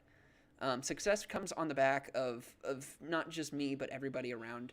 But I think we are certainly in a better position than we've been in the past for success. Yeah. And so I think there's a lot to look forward to coming up. And I will say for my channel in particular, sorry, I'll let you speak in a second. I know you're I'm good. It's just clearing my throat. Oh, okay. I would say for my channel in particular, you'll probably see more of this season 3 than you saw of the past season 3, but you might still not see a lot. Because quite frankly, well, that may we hope. We can only hope. It wouldn't take much. That might be part of it, but the other part is going to be that like I can have a more engaged role. I can have a more engaged role being just the writer and not knowing how things are implemented. But the reason it might not be on my channel quite as much is because I'm very busy. Like I hardly am the writer for this. I am only the writer because Kento could not find anybody else. I was his plan B. And that's not to say that like I'm bad. It's to say like I was very busy and he had to strike a deal with me in order to keep it so that I could do any writing whatsoever because my time is so like I'm spread so thin people don't even realize. Like really the only free time I have is the time you see me live on stream, and I have to make this time. I don't just get it. It's not earned. So yeah. I'm just barely the writer for this. But I'm at least optimistic about what will be done with it, if that makes sense. Even if I'm not an available and accessible part of it on stream or anything like that, I'm optimistic about what can be done with it.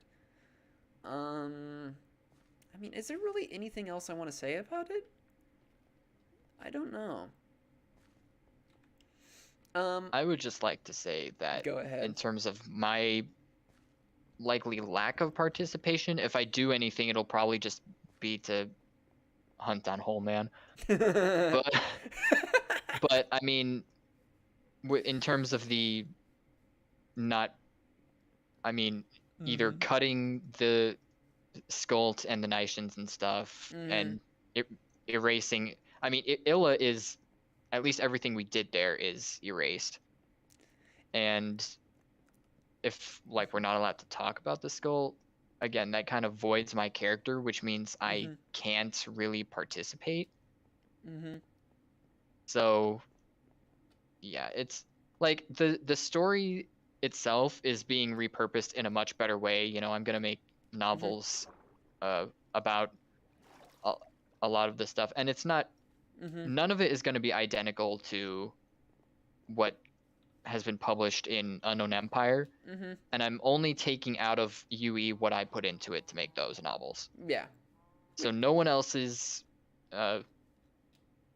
like nothing from anyone else is my work. So everything that I will be working on and publishing will be my own, and it's not a big deal that it gets don't sue me. cut from. It's not a big deal that it it is getting cut. It's just the fact that I can't really participate, and also the fact that it just feels like a little bit of disrespect, because it's like I'm not acknowledged when like players are mentioned during the tour. Like I just lists participants and skips me and all my stuff, and then just tells me that none of my stuff can continue to be in the thing. So that's a slight bit upsetting, and only for that reason. I will say I'm in a similar boat where I'm not entirely sure what the status of everything is. At least I'm 2 out of 3 of hearing that the Scolt isn't gone. It's just not supposed to be in Delgan. On top, which I still think is kind of cruddy because it's everything pretty much that Dark did. Well, the phrase used was, we're pulling the nations completely. Like we are pulling them out of the lore. Yeah. And we are not, and that we can't talk about the Skuld. And if we pull out the nations, then that means that you pull out the Skuld, which means that you pull out me. So it all ties together, and if you like unravel one knot, the whole thing falls apart. And again, the fact that like what happened in Illa suddenly doesn't happen, it also disrupts the like what happened in my story for Esden, because it's like, okay, there's these big threat with the Illiters. Okay, I'm just gonna be in Delgan now. So it doesn't really make sense. I don't know. Like, I don't really see the need to cut anything. It can just be like, you know, we moved again, because that. Because how many times are we gonna do that? Yeah, look at it this way. Like, oops, I don't know if there's tunnel. Kento just kind of migrates with groups of people from Delgan to Esden to Illa instead of Rakheim, and then back to Delgan again. And it's like, we all know why it's done in reality, but what story reason is there for everyone to abandon the homes that they've spent so long in?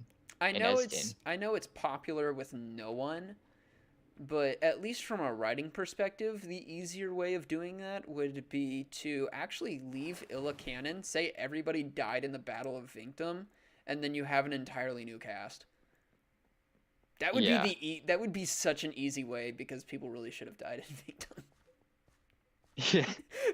Yeah, I mean, you could say like Ivan just straight up won. That's why, because who's left from Illa? It's like me, Minnie, Zaire, and you weren't even really like part of the story. You were the one implementing it. I was not a character within the story. Yeah, you weren't a character. Look, we can just say that Kento manages to always escape by some godly Ed Sheeran power. Everybody, and I know it's not the popular thing, and that's probably not what I'm gonna write, but I'm just acknowledging that it would be easy. Because I mean, what it seems like Minnie's like starting over everything, so you know it makes sense to be like, okay, Minnie's a new character. Zaire didn't play a big part in Illa, so we can just say, okay, Zaire survived, and I could see Zaire joining Kento. Being like, oh, okay, well, there's not really any of the group left, for lack of the actual name. So, you know, just go with a fellow little Tuscany person. And so, like, they sail off into the sunset. And yeah, and if we aren't allowed to talk about the Skuld or anything, then we can just say Darkblade went back to Esden, and he's just found a book. He either died, or maybe he's just back to his empire, because I mean, what logical reason is there for Darkblade to just keep leaving everyone? I'm reading this silently, and also I noticed I skipped a page because my mouse double clicks. Multiverse theory? Yeah, I mean, Minnie brings up a point. Well, I thought that the multiverse thing was one of the things that people didn't like being implemented into UE lore or whatever. Kind of hard to say you don't like multiverse when you talk about pocket dimensions, eh? I love the dead silence there. That was perfect. I'm confused. Well, because a pocket dimension would insist that there's other types of dimensions, which would insist in a multiverse. Yeah. Pocket dimension is in the UE story. Oh, my phone just died. It's in the UE story. It doesn't exactly make much sense because people keep coming and going from Eston during the time that it was supposedly in this pocket dimension. The only way it really works is if you're talking like She-Ra, where it's an entire planet in a pocket dimension. Yeah, which isn't what was described because Ibernon is the planet, which contains, Illa and all that other stuff. Pocket dimension, I do agree. Pocket dimension doesn't make sense just because it wasn't a plan from the outset. Yeah, no one really said pocket dimension until after. I think the pocket dimension thing was first brought up, at least to my knowledge, either during or after we were in the midst of capturing Tatros. Any issues I had nothing to do with the lore, is what Minnie says. So Minnie wasn't... Makes sense. Yeah, Minnie wasn't against anything in the lore, which is... I didn't... The only issue I have with the lore, being the writer, is it's so damn confusing. Yeah, that's the problem that arises when you have so many people creating their own stories and backgrounds and stuff. Because, on top of the confusing ass mess that I created, explaining my character and just various things in Minecraft, is that you also have people who are really big on story, like Zaire, for example, with the layer personality and wherever that came from, because I think he had his own planet thing too. I just want to slightly joke on this real quick. Yeah, you see it in chat too? I don't have access to chat anymore. Zaire's lore took place over multiple detentions. Detentions? I know many mid-dimensions, I know. It's just funny. Maybe it did. He's still in high school. That's when he was writing. He just took place over many detentions.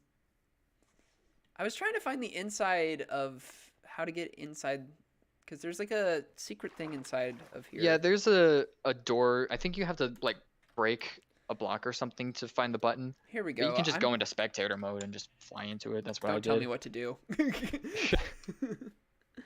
There we go. Hey, look at that. I think I got in here. There's a secret entrance. I just forget how it works. Yeah, I think you have to break a log, and there's a button behind it or something, and then you have... Or there's just a door, and I'm stupid. Yeah, there was a door or two. I don't know.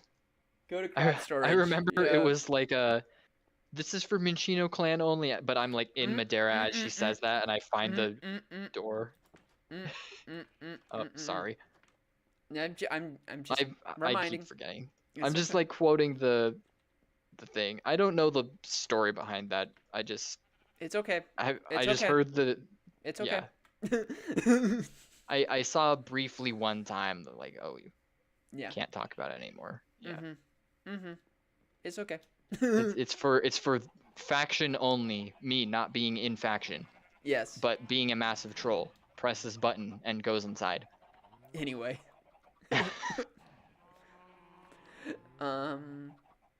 But yeah. Yeah, just ban me from Unknown Empire. I can't be trusted. Oh, hey, I found the secret door. It was also open. And I'm still stupid. Yep. Found secret door. Yeah. And Minnie, if you're responding to me or anything, I can't see it right now. So.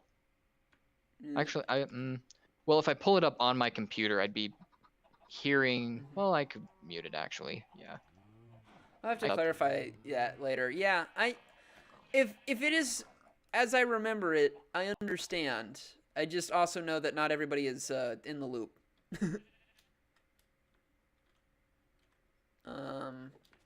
And yeah, probably best to clarify that going forward-ish. I know you're Yeah, doing I'm what you just can. I recounting know what. like Yeah, I know I, you're doing what you can. I'm just recounting like the what happened in this place. And you know, it's hard not to say the name when you're kind of in the place where I get it.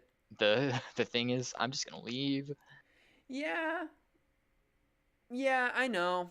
I know that too. I appreciate you being here though. Um, do what you need to do. I didn't know. Just I sit in another understand. hub. I understand. Oh yeah, it's the hidey hole. I love the hidey hole. I remember actually watching you build this. I forget if it was a video or something, but I watched it. Thought it was cool. I like that. Yeah, the little bed hole. Oh, Zare's. Is this Zayers? Yeah, this is where I executed Zare like 3 times in a row. oh, this is where I executed Zayer. That's a different narrative. He told me to be fair. That was, I don't know what episode that was, but it was an amazing one. He's like, I can't believe I'm gonna say this, but Dark, can you kill me? And I just like used every weapon in my arsenal to kill him over and over again.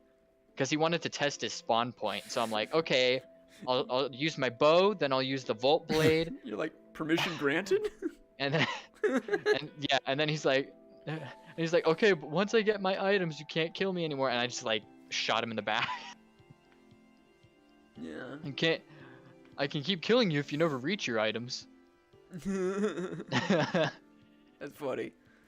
Yeah. Man. And then I wore his head, and he's like, "What is this?" Yeah.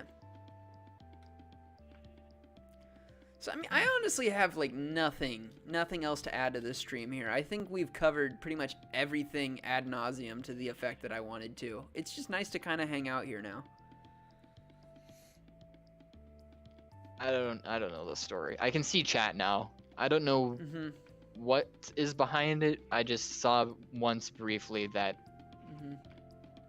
we weren't supposed to. It's one of the many things that we can't mention. Yeah, I apparently. think you're right. Making something to talk about it would be smart. Yeah. And I mean, as far as Dark and me goes, after the stream is over, I can.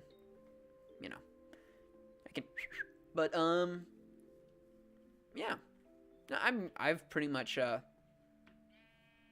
yeah. I pretty much covered the bases. It's just nice to be here. Nice to kind of enjoy this place.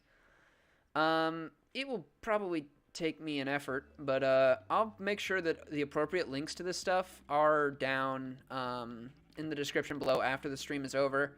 I'll link you to all of the wonderful people's channels who I remember being on here or who, we've talked about. Darkblade, obviously, our host, our wonderful host. I'll link both his channel and his playlist. Or co-host, I should say. And yeah, I'll also see. So, Eston for sure is up for download. I've kind of been up in the air about putting Illa up for download since it's not fully finished. But I mean, what the heck, right?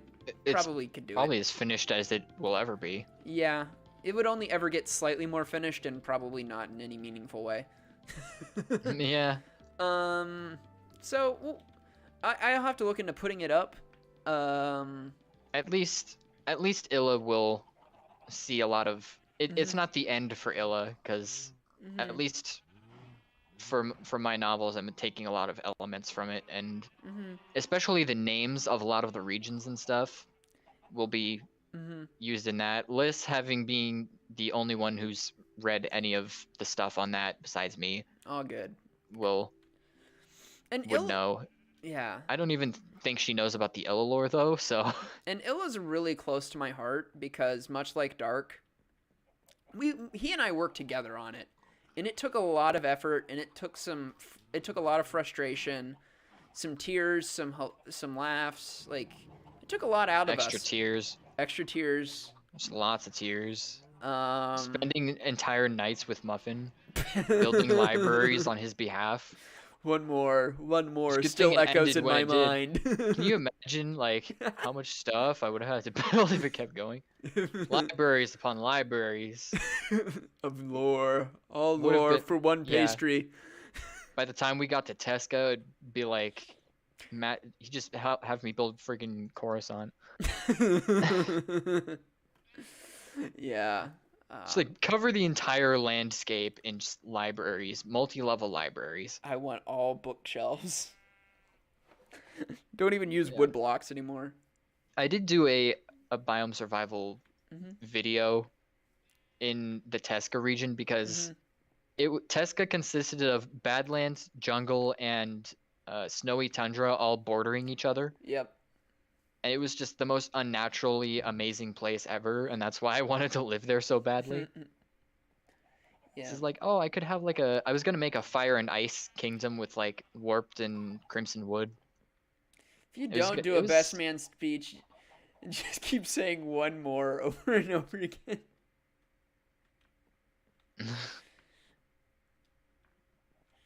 Oh my gosh. We put together a build for this Minecraft server, and then we did one more, and then one more, and one more. And the next day, and the next day, and the next day. And the next day, and the next day, and the next day, and the next day. Oh my gosh. But yeah, no, I'll see if I can get Illa up for download. Eston is up for download. I'll see if I can link that. I'll link everybody, all of our wonderful members, their channels, who I can remember anyway. If I don't remember you, I'm sorry. I'm kind of in a crunch. And I'm also particularly doing Season 2 people, not Season 3 people. So if any of the new Season 3ers are coming through and they're like, you didn't link my channel. Yeah, you weren't in Season 2. Yeah, freaking noobs. I mean, cool they're kids great. Club. You're Don't all great worry, people. you'll have your time. You'll have your time. It's just not now. Yeah. After this season that we're gonna do ends after however long, we'll be like, oh yeah, this is what happened, and then we'll go see all your stuff and be like, talking about all of your forbidden lore. Yeah, all of your lore that. And we'll find so many buildings that Kento did not put roofs on. I wonder if he just lives in like a box without a top. Like his actual house just has no roof. He takes his showers only when it rains. It's beautiful. All right, guys. Well, I think this is gonna do it for this stream.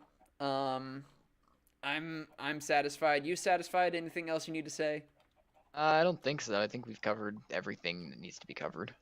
All right, awesome.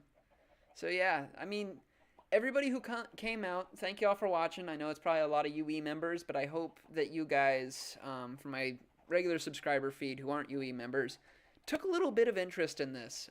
This stuff takes a lot of work, not just from me, but from all the people who made it.